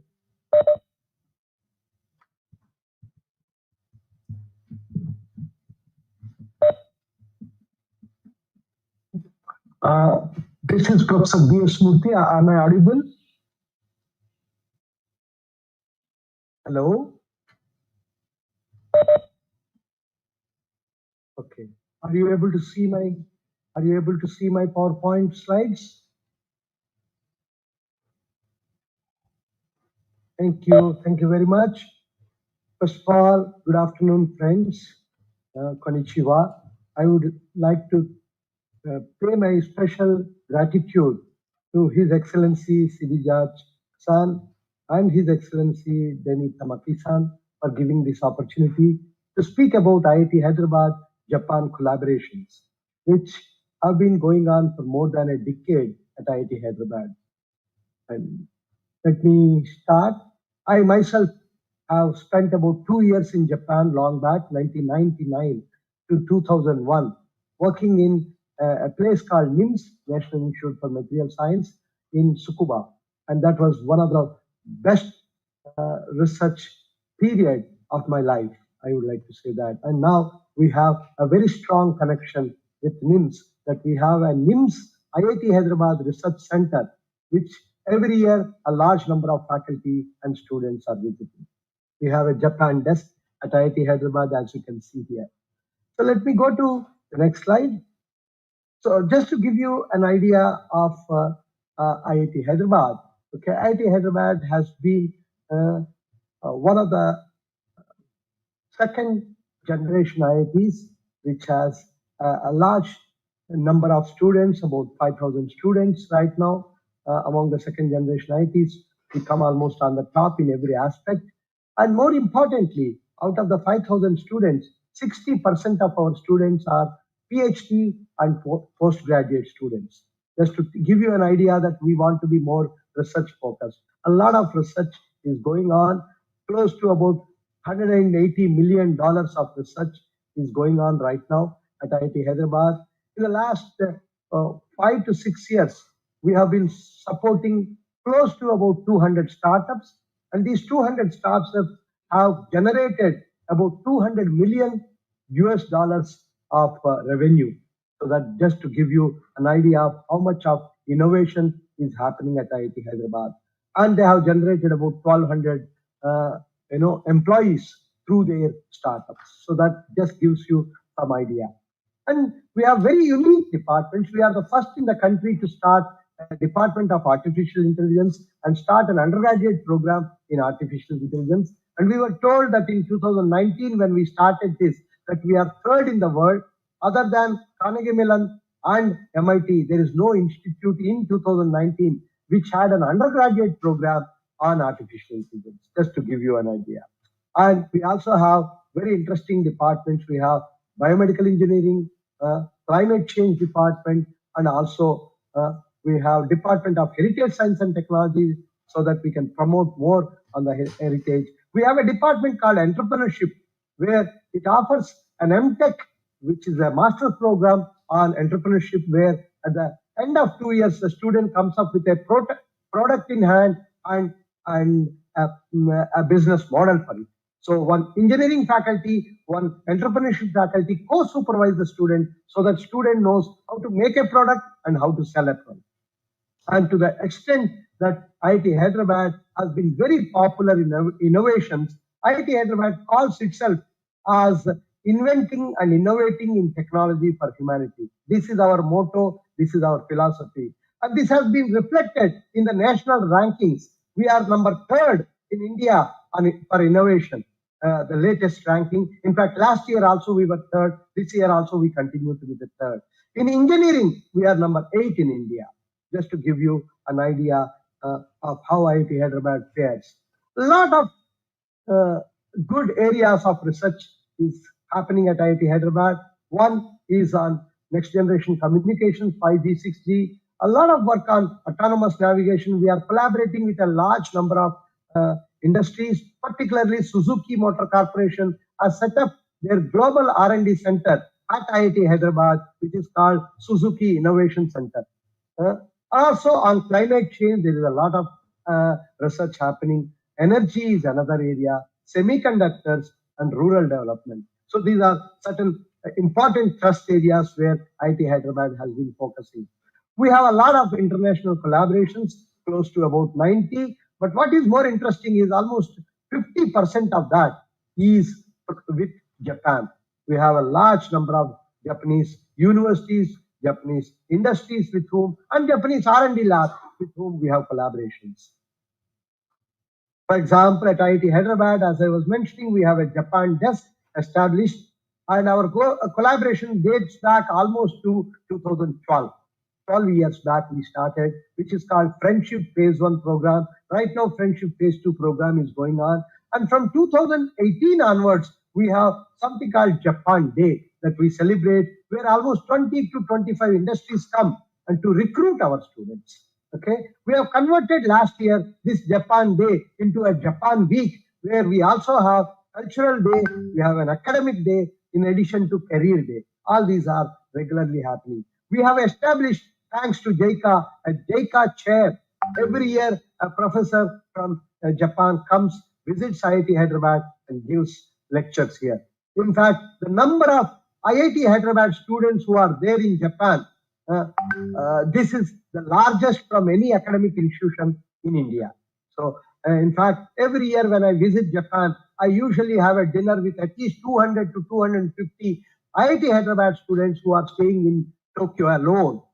That's the number of. So, as I told you, we even have a Shiru Cafe on the campus. As I mentioned to you, we have a large number of MOUs already. One of these MOU with NIMS President 2019, we have signed this.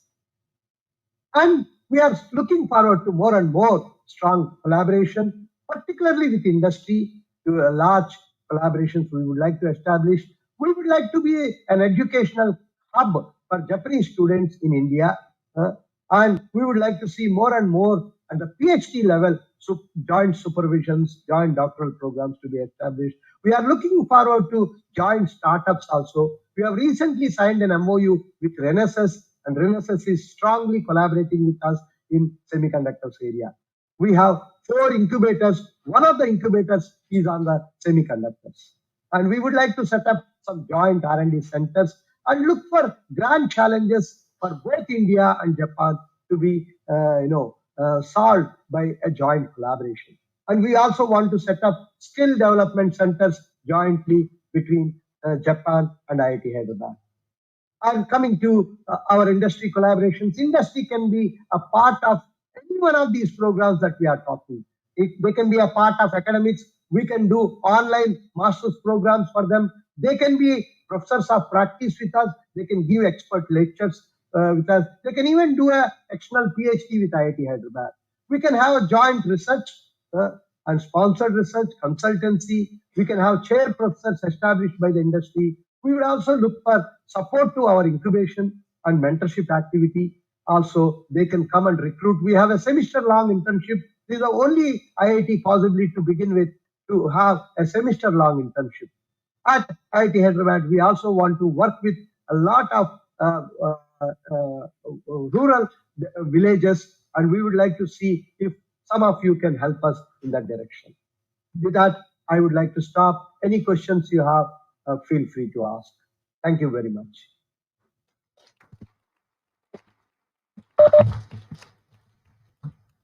Thank you. Thank you, Doctor. Thank you. Next, we're going to have a virtual presentation by Mr. Shivendra Singh, Vice President and Head of Global Trade, NASCOM. It's over to you, sir. Thank you. Thank you so much, Konnichiwa, and thank you so much to our, our ambassador, Mr. C.B. George, and His Excellency Denny Tamaki, the Governor of Okinawa. As NASCOM, we've had a very long period of engagement with with Japan and cutting across various segments, and it is great to hear my two previous speakers talk about startups, and of course IIT Hyderabad talking about talent, which is going to be the key driver to the growth of this partnership, and I like to cover that. So thank you. Next slide, please. Next slide, please. So just to give you all a bit of a snapshot of India and the tech industry, as you may be aware, India is growing at leaps and bounds. In fact, we are growing at double the rate of the global average right now as we speak, and India is supposed to reach about $7 trillion in GDP by financial year 31, which will make us the third largest economy. The tech industry within India is very, very prominent. In fact, the story of NASCOM began in the late 80s when 4 or 5 CEOs in those days with a cumulative revenue of nearly $50 million decided to form NASCOM. And from then to now, where the cumulative revenue which we represent is about $254 billion, the growth has been phenomenal. And it cuts across various sectors, and we will discuss that. We have nearly 3,500 members, cutting across Indian heritage companies, global companies, including Japanese companies, and we work a lot to try and see how we can make India the world's leading tech ecosystem. Next slide, please. If you look at the industry split, and this is a slide which talks about the industry split, it has primarily been driven by IT services and BPM, but in the recent past, we've seen the engineering R&D segment, grow by leaps and bounds, and of course, there is an element of startups which is there, and this is very much in alignment to what Japan's strengths lie, because Japan is a world leader on engineering R&D and technology. And we see that there is a great complementary fit, which we can discuss as we move on. The export revenue of India has always been the big talking point, with nearly 200 billion out of the 254 billion as exports. But in the recent past, what we are seeing is that the domestic revenue, in fact, between the last year, the domestic revenue has grown about 1.8x compared to the export revenue, which augurs very well, given a lot of Indian emphasis, both at a government procurement level, as well as emphasis on technology, especially focused on the digital public infrastructure and the ripple effects, which it brings to the table. So much so that the growth of the GDP it could be at about nearly 2 to 2.5% as a result of the digital public infrastructure that India has brought about. Next slide, please. Why is this story a good story? And this story, whether it's IT services, the other one which I wanted to highlight is the Global Capability Center story, which means global companies coming and setting up in India. And right earlier on, it was the objective was to reduce costs, but it kind of has changed now to focus on innovation, not just in India, but for the globe. And a lot of Japanese companies are there, and we work very closely with what we call the Japan Council, and I'll come to that. But that's been a great story, which is about a $46 billion story. We nearly have about 50%, in terms of the over 45% in terms of the overall global capability sectors in India. And this is apart from the fact that we have a very robust startup story. I heard the previous speaker talk about the startup ecosystem in Okinawa. I think India has about 31,000 startups, and is growing by leaps and bounds. We are focused a lot in various areas, and this is all because of the talent at scale. And this is why I wanted to highlight where the tech industry nearly has about 5.4 million workforce and a lot of strengths cutting across all the main focus areas in which technology is focused on. And if we look at the whole issue of talent, we feel that in terms of the report by Korn Ferry, which talks about nearly $8.5 trillion of unrealized revenue due to talent shortage, could be possible because we will have this whole demand supply gap on talent in a lot of these areas. India has generally had the lowest demand supply gap and the highest re-skillability ratio. And NASSCOM per se, is very much doing it hands-on. We have a program called the Future Skills Prime Program, which is funded by our government. And our Honorable Prime Minister has given us the mandate to upskill nearly 5 million people. We already have crossed about 1.7 million learners. And recently, we were ranked third amongst 47 global skilling initiatives, which was part of the EU Pact for Skills report. So this gives us a very good, launchpad to kind of press hard on growing the digital, skills. And this is going to define how the world is going to operate in terms of partnerships, because if there is one reason why the growth may not be achieved, it's because of the skills gap which will be there. And I think there is a big area of cooperation between India and Japan and Okinawa, especially on this particular area.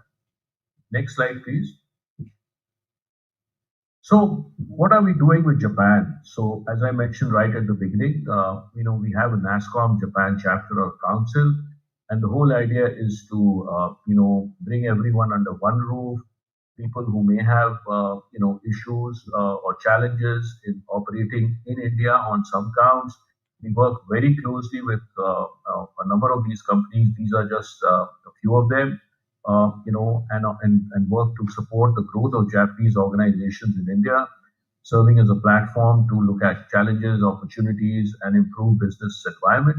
And this is something we would love to continue and look at the Okinawa region in case there are certain companies which are looking at India to work with them to try and see how they can grow and expand in India.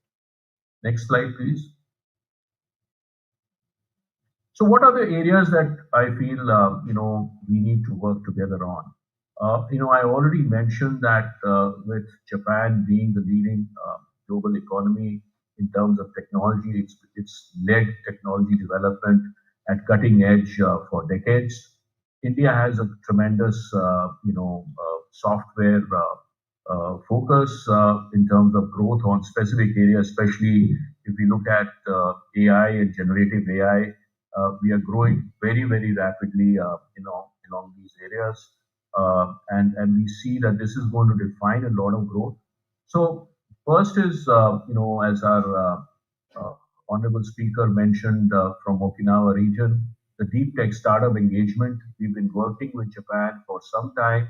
How do we look to partner with Japanese stakeholders, whether it's enterprises or VCs, to support the deep tech startups and drive innovation? Because that's something which we are very closely working on. We could look at working on skills collaboration and talent mobility. I highlighted the fact in detail that talent is going to drive a lot of growth or degrowth across the globe. And there is an opportunity for us to work together on the growth of talent and collaborate on that. And look at as part of the G20 digital economy working group, to look to build comparability of skill sets in order to be able to identify gaps and work towards bridging that. So that is again something which is very important as industries between the two countries to work on. Third is focusing on key technologies. We have a lot of strengths in some of the technologies like AI, IoT, cybersecurity, and software. There are a lot of problem statements in enterprises in Japan. We have a center of excellence on some of these areas, and we could work with enterprises in Japan to look at collaboration on problem statements and look at proof of concept to scale it up and grow the whole ecosystem further. And of course, this is not possible without building strategic partnerships. Huge thanks to our mission in Japan for supporting us over a number of years. And we would obviously look to further strengthen the partnership with local Japanese organizations like JETRO and other organizations, METI and others, and participate in forums, conferences, expos, to create a structured approach to grow the whole bilateral trade between Japan and India. And of course, continuous dialogues that we will need to establish, and programs like this, which will further help in building more awareness and understanding about the opportunities, and trying to create a structured process to enhance the engagement to grow the partnership. So a huge thanks to all who organized this, and we as NASSCOM are absolutely committed to this partnership with Japan and the Okinawa region, and look forward to contributions for others. So thank you so much.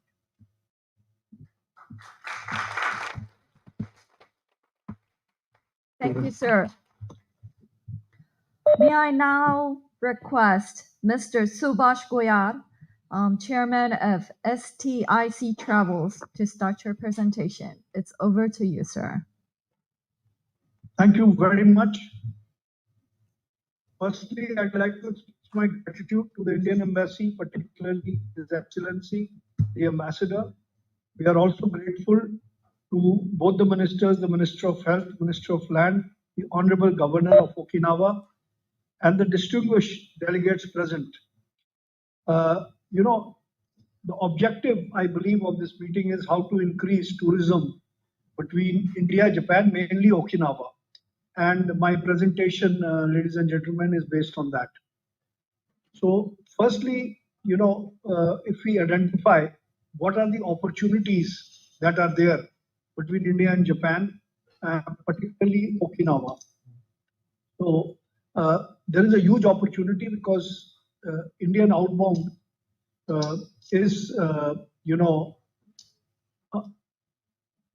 Indian outbound is around 26 million this year, and tourism between India and Japan has been growing steadily over the years. Both the countries have their unique natural attractions, and here are some tourism figures between India and Japan. Our objective is how to increase these figures. The popular destinations for Indians going to Japan is Tokyo, Kyoto, Osaka, Nagoya, Hiroshima, Fukuoka. Okinawa, unfortunately, is not on the main tourist circuit because Okinawa has not been promoted in India and it needs to be promoted. I just saw the beautiful film on Okinawa as a wedding destination, family holiday destination. If I was not married, I would have gone to Okinawa to get married. So attractive. The Indian wedding industry is more than $50 billion, and they are looking for new, unique destinations like Okinawa. Apart from what I saw in the beautiful film, beaches, cultural tourism, healthy lifestyle, Okinawa can really be promoted in India. And the Japanese mostly come for Buddhist tourism. We have a beautiful Buddhist circuit. We have also the IRCTC as a Buddhist train, especially air-conditioned train. Apart from Agra, Jaipur, Varanasi, Ajanta-Ellora caves, Kerala, and other attractions like Taj Mahal, Red Fort, Qutub Minar, India has huge, World Heritage Sites, about 42 UNESCO World Heritage Monuments. Yoga, meditation, spiritual retreats, as well as exploring India's beautiful cuisine and culture. Visas are very easy for Japanese. Today, they can get e-visa or visa on arrival. Both the countries, ladies and gentlemen, have a rich culture and there's a lot of opportunities for exchange and learning. India and Japan have collaborated in various cultural products, including festivals, exhibitions, and performances. And recently we saw the collaboration in, the IT industry and on the startup, both in Hyderabad and on NASCOM, talked about it. The number of tourists in Japan is increasingly steadily. According to National Tourism Organization, JNTO, in 2019, a total number of 5,500 Indian tourists visited Japan. But unfortunately, due to COVID-19, the number was drastically cut. However, Japan has taken a lot of incentive. They have relaxed visa and travel restrictions. A number of Indian tourists have started to rise again, but have still not reached the pre-COVID level. According to JNTO, in 2022, the total number was only 137,000 Indian tourists visited Japan. And please imagine this figure out of 26 million Indian tourists who traveled. And for example, in Thailand, Malaysia, Singapore, we have about 1.5 million people who travel every year in all these three countries. So there is no reason why tourism to Japan cannot be increased. The total number of outbound tourists from India in 2019 was 26.9 million. And in 23 this year, we will in 23 we crossed 28.2 million, and this year we'll be crossing 31 million tourists. And by 2030, we are expected to have 50 million Indian tourists traveling abroad. And these tourists are not ordinary tourists. According to Singapore Tourism Promotion Board, Indians are number one in shopping in Singapore and spending money. They are number one in Malaysia. They are one in Sri Lanka. They are number one in Switzerland, and even in UK, we are number one. And in UK, Indians were also the number one in investing in the UK. Ladies and gentlemen, a lot of you have been to India, but those who haven't, India is the greatest show on planet Earth. And I can say this after visiting 140 countries. There is no other country on this planet which has 74% of the world's highest and most beautiful snow-covered mountains, the Himalayan mountains in India. The most colorful and the only living desert in the world, which is full of forts and palaces, is there in India. All other deserts are dead deserts. Here, there is life. People sing songs, Padharo Mare Desh. So India is full of life. India has 7,500 kilometers of beautiful coastlines, some of the world's most beautiful beaches. And not only that, we have 1,300 islands, out of which Andaman Nicobar group of islands are world famous for their virgin beaches and the underwater marine life and coral life. So there's a huge opportunity. India, as I mentioned earlier, has 42 UNESCO World Heritage Sites that need to be explored by the Japanese. India is the birthplace of four great religions: Hinduism, Buddhism, Sikhism, and Jainism. Islam originated in the Middle East, but the spiritual side of Islam, Sufism, flourished in India, like Sant Kabir, Bulle Shah, Nizamuddin Auliya, Alauddin Chishti. So all these Sufi saints have been there. Not only this, one of the 12 disciples of Jesus Christ, St. Thomas, who came to India, and his memorial is there in Chennai. So India is really one of the wonders, or the greatest wonder of the world, and it is there for Japanese to explore. India has many wildlife sanctuaries, and currently there are 80 national parks and 441 sanctuaries in India. People think Africa has wildlife, but you have to come to India to experience the Indian wildlife, the Indian forests. India has one of the largest mangrove forests in the world. So let us talk now about the potential between India and Japan. Japan has about 69 million Buddhist tourists, about 55% of the population. According to various surveys and estimates, this population follows typical Japanese version of Buddhism, which is mixed a unique blend of Shintoism and Ryukai, Sogokai, but they are all Buddhist origin sects.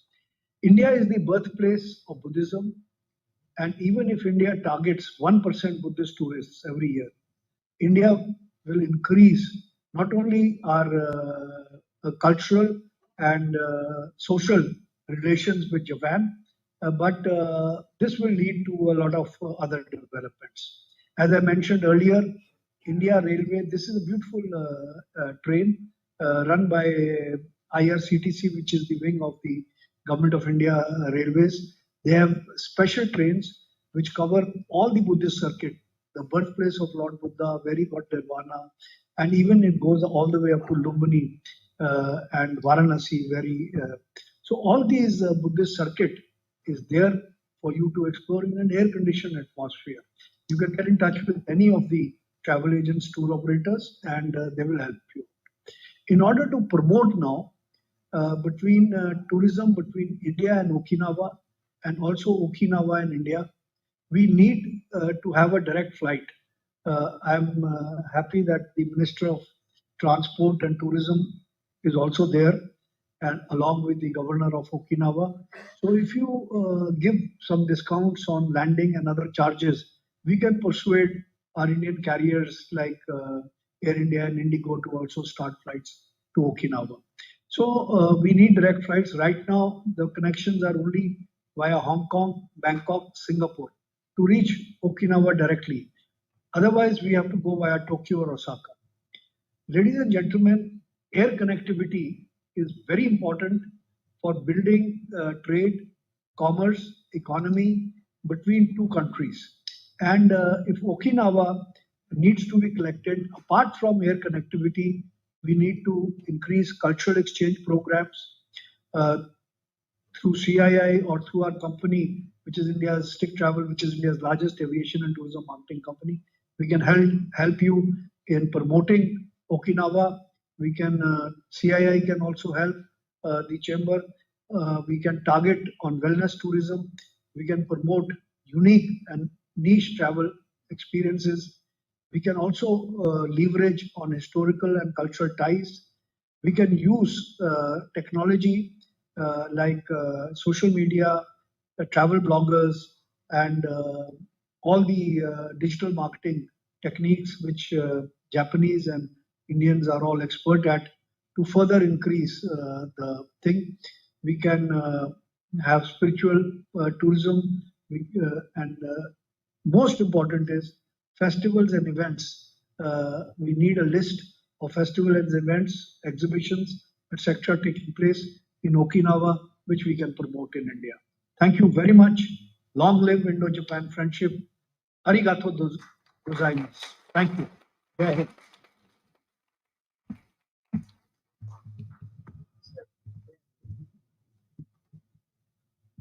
Thank you, sir. As our final presenter, may I request Mr. Sarvesh, Assistant Vice President of Japan Plus Desk, Invest India. It's over to you, sir.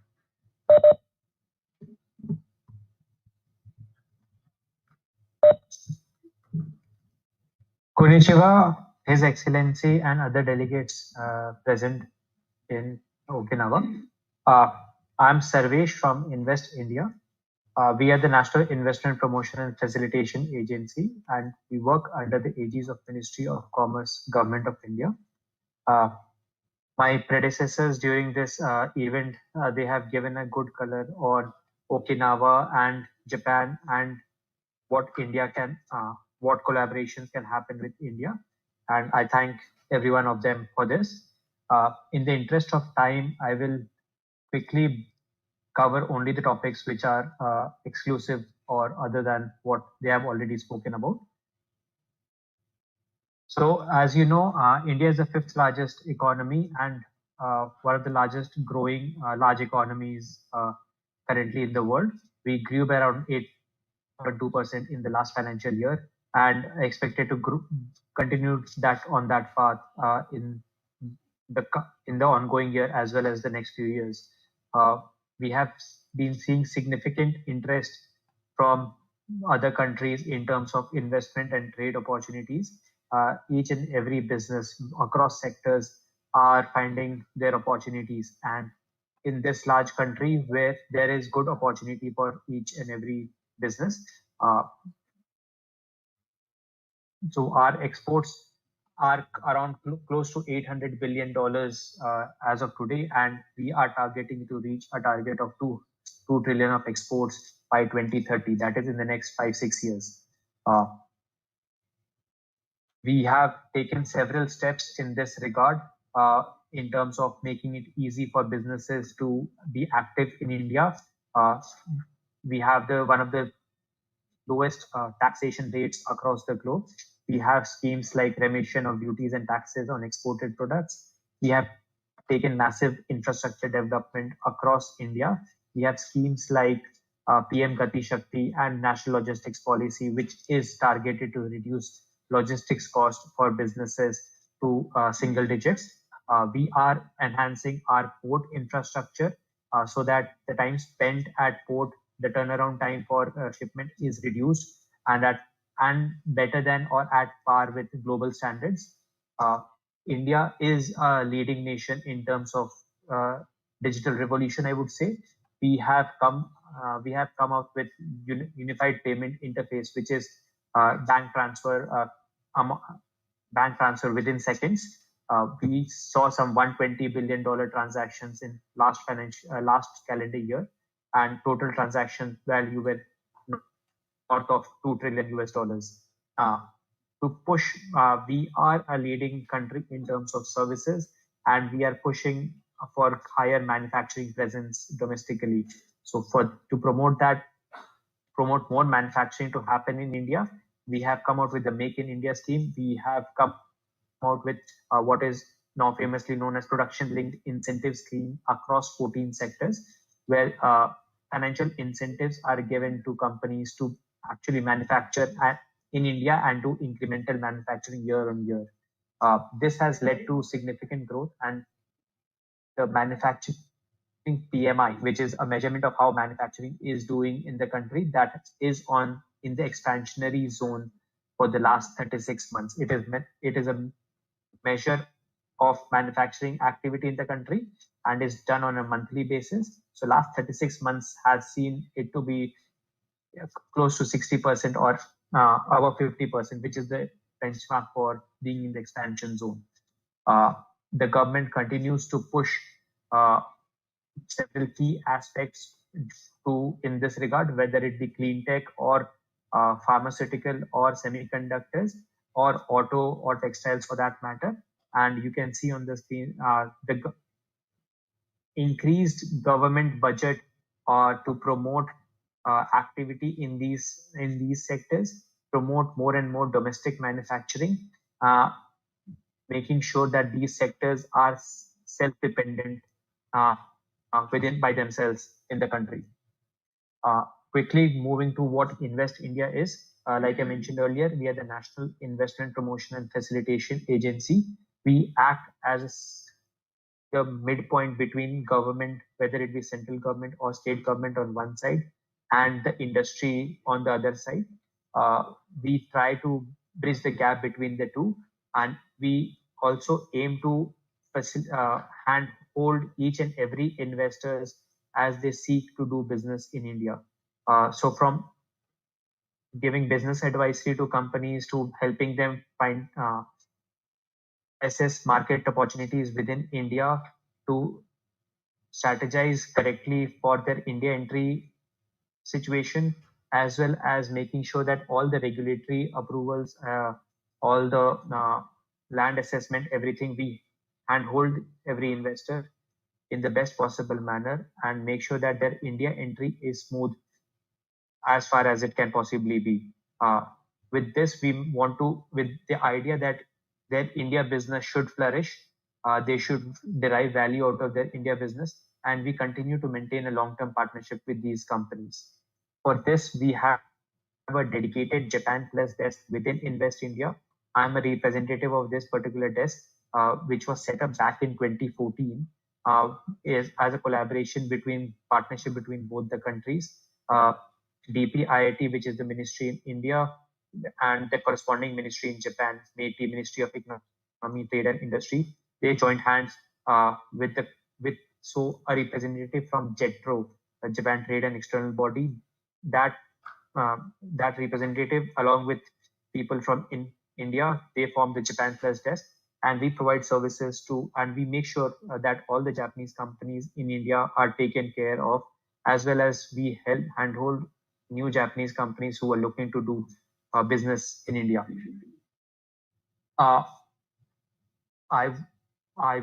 In this regard, I would urge each and every one of you to consider doing business in India, and we'll be happy to engage with each of you on a one-to-one basis to explore deep, higher levels of participation and formalize your business plan to come to India. This would be in line with what we are seeing from the surveys that are conducted by the likes of JETRO or JBIC, where these surveys point out that Japanese companies in general, they see India as a very good destination for business expansion in the coming years. In the short term, 3 to 5 years, definitely. And it has been the destination to grow in the longer term for several years now. You can see on the table on the right, which is a representation from JBIC survey, the gap between first and second India continues to be the topmost ranked country in terms of business expansion for the second year running.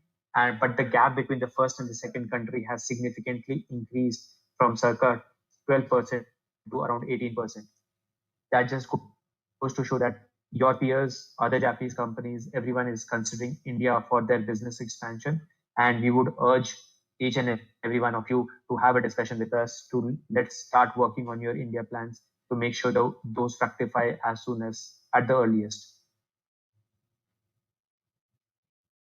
With this, I would like to highlight that with Okinawa specifically, which is a prefecture away from the landmass of Japan, but has rich cultural and tourism exchange policy, infrastructure, and IT facilities like highlighted by my peers earlier. And there are opportunities to explore. There are similarities with Indian part of India there as well. So we would be happy to engage in each of these sectors and explore business opportunities for yourself for good return on investment for your company.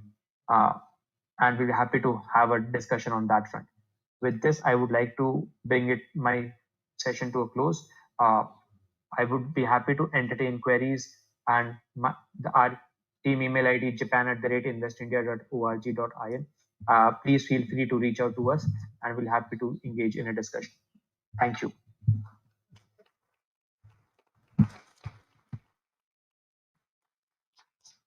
Thank you, sir. With this, we would like to conclude the presentations for the day. We now want you to enjoy the beautiful cultures of both Okinawa and India. First, we're going to have a demonstration of karate. Okinawa is the birthplace of karate, which has spread both domestically and internationally. As martial arts of peace, it emphasizes physical condition through training, while it also cultivates the spirit and respect. We're going to be performing karate demonstration very shortly.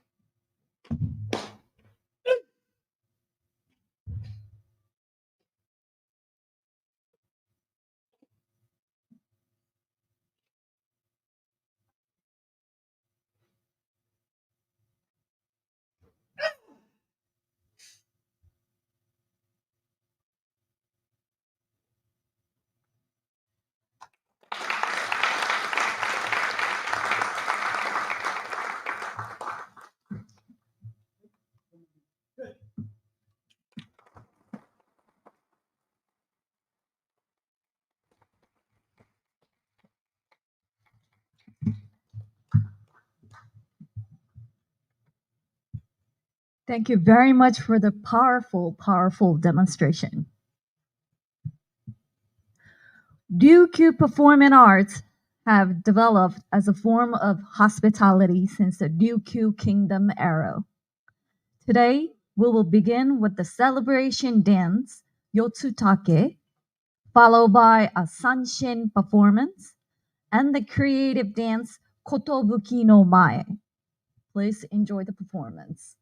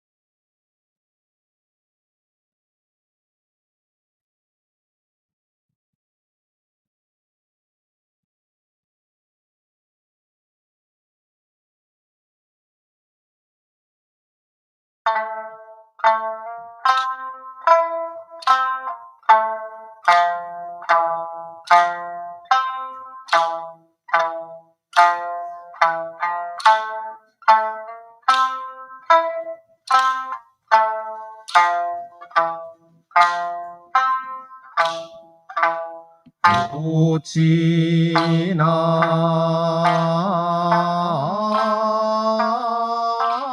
ら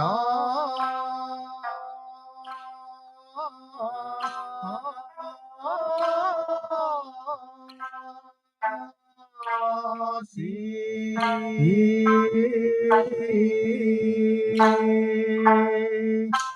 なら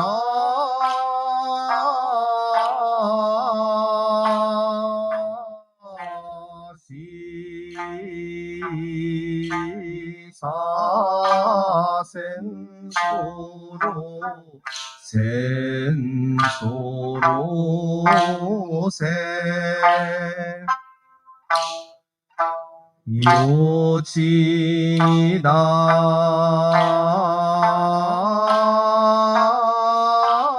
き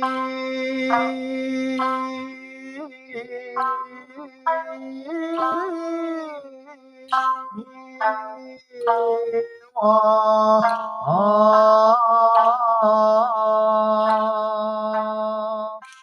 なら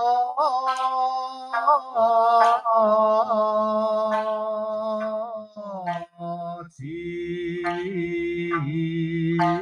さ戦争のせ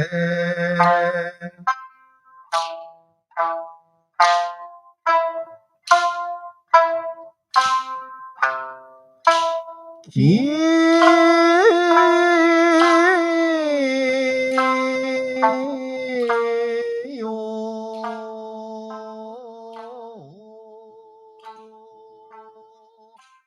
やお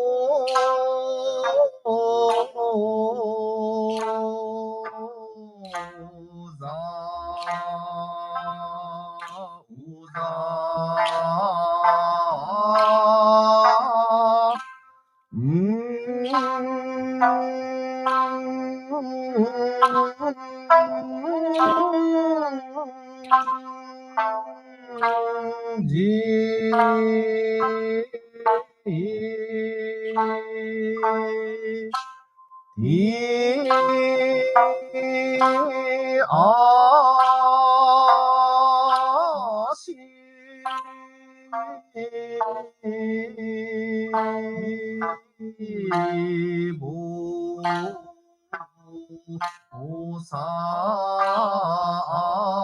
しぼおりしゃ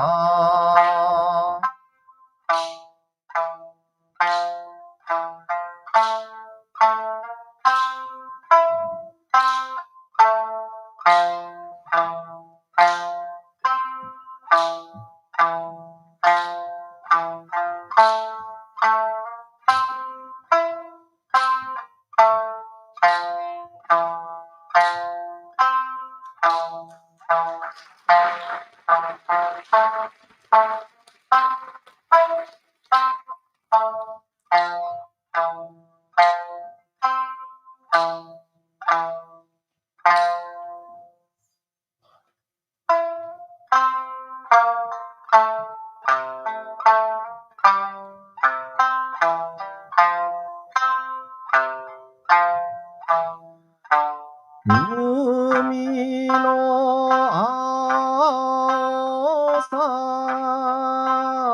に空の青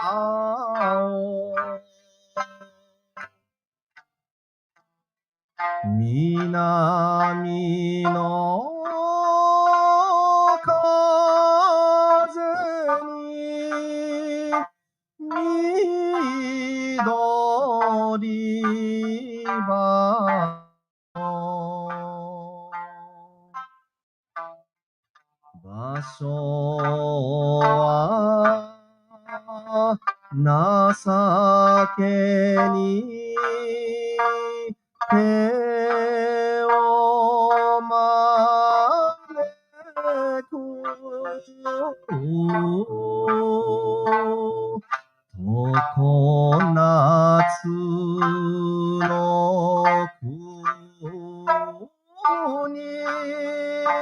したしまうちな。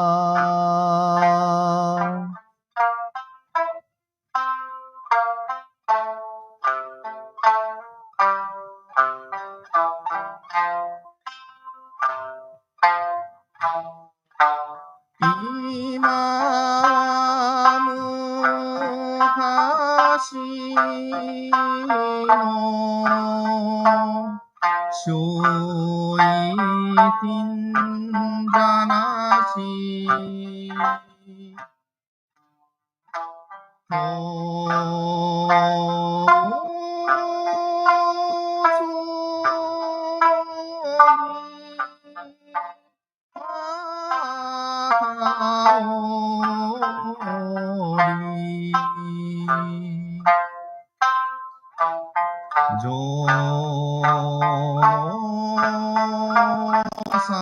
捧げた場所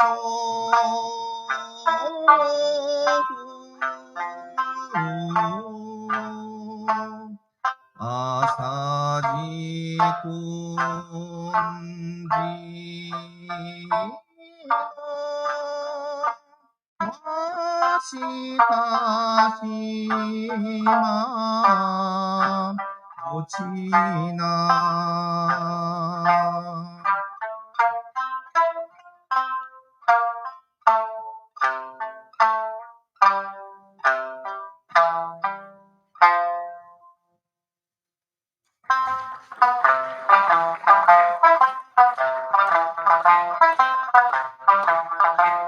よえごとちじくよみよのりしさによささいわいのさそりよばなうれよろとしまりんよ若くなよなよさよささいわいのさそりよばなうれ仲町の緑よここの目に飾ってよささいわいのさそりばなうれ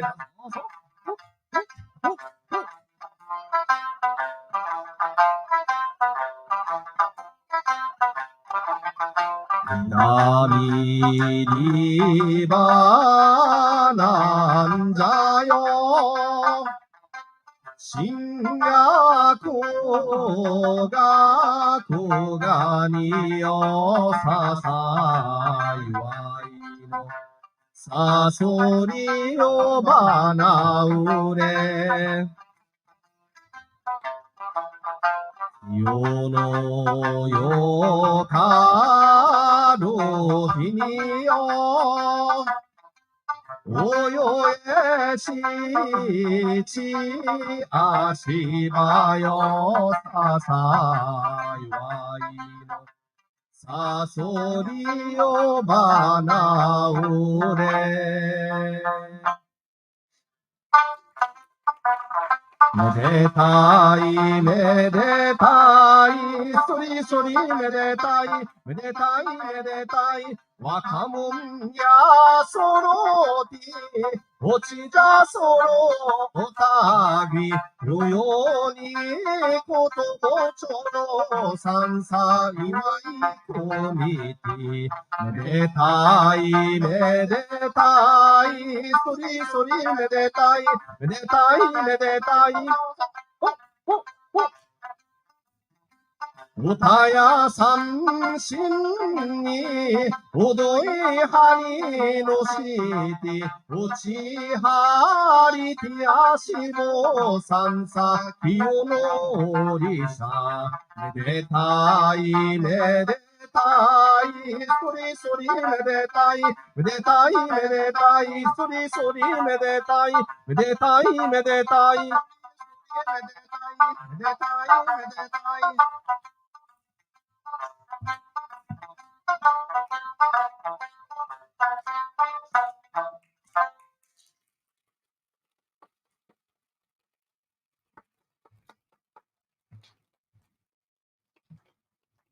Thank you very much for the beautiful dance and Sanshin music.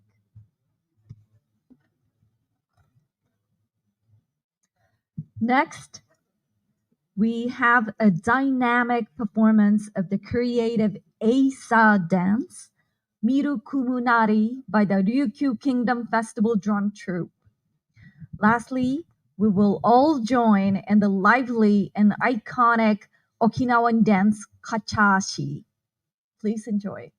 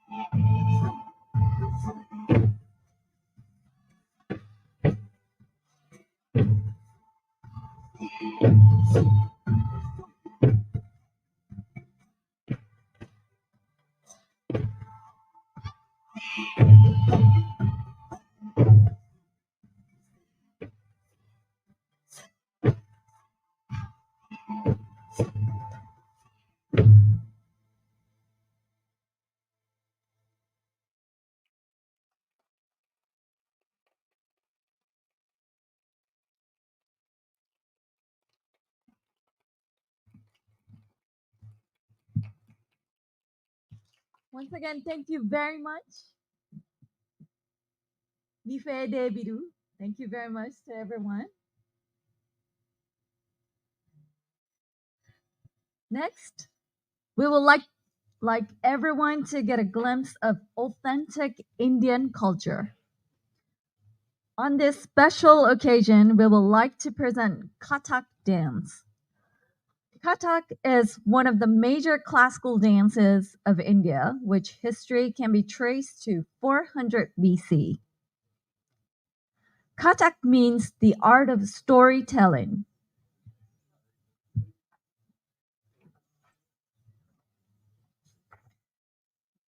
Kathak means the art of storytelling through graceful movements and unique footwork. Today we have with us Dr. Madhuri Apte, a Kathak artist from India who has more than 500 performances in India and abroad. We also have Miss Maeda Atsuko, a Japanese Kathak artist who spent 10 years of her life in India learning Kathak dance. They will be performing pieces of Saragam and Tarana together with the students of Vivekananda Culture Center's Kathak classes. Please enjoy.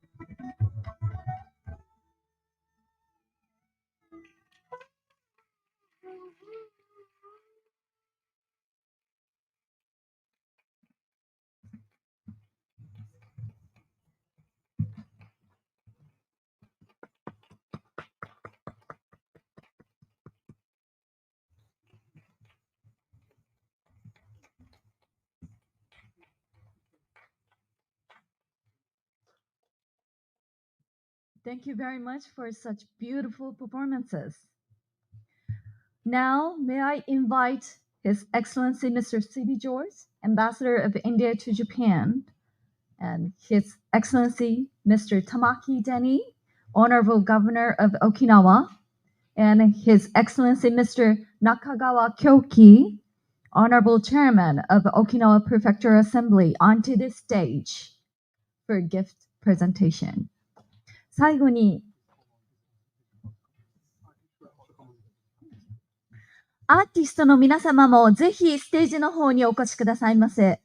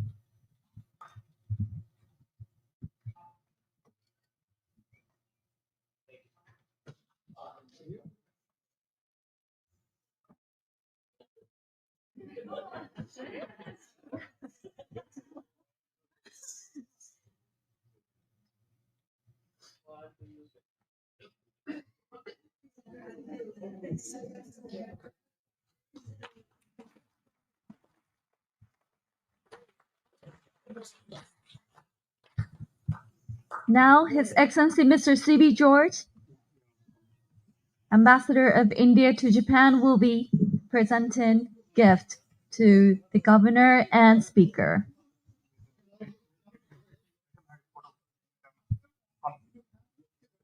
Yes, sir.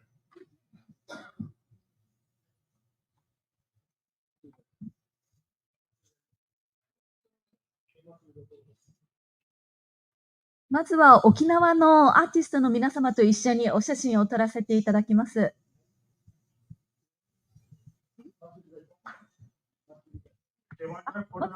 祭り太鼓、エイサーの皆様もぜひお越しくださいませ。ステージの方にお越しくださいませ。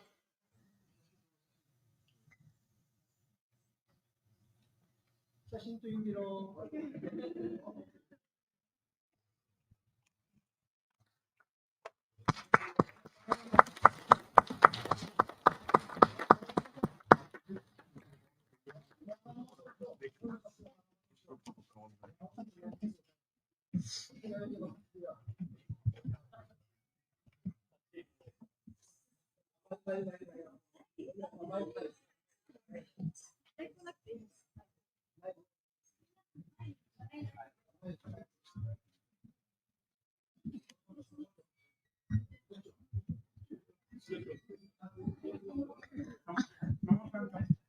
ぜひですね、皆さん、中央の方にお越しください。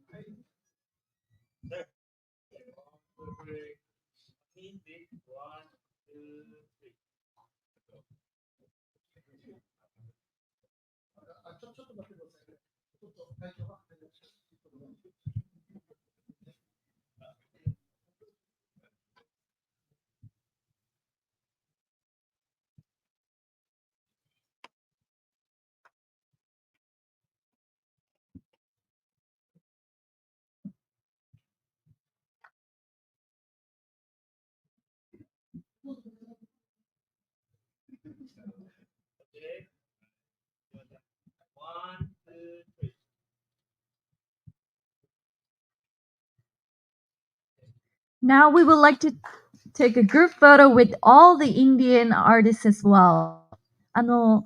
インドの舞踊の方々もぜひステージの方にお越しくださいませ。皆さんで集合写真を撮らせていただきます。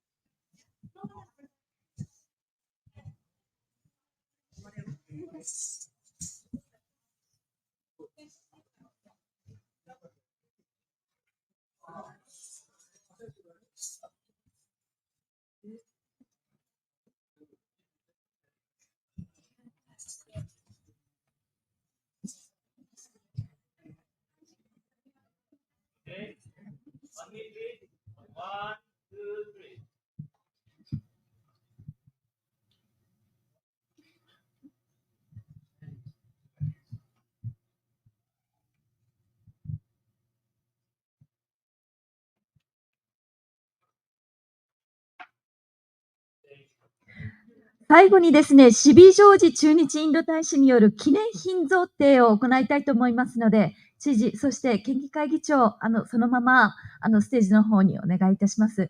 Now, Ambassador of India, His Excellency Mr. C.B. George will be presenting gift to the Governor and Speaker.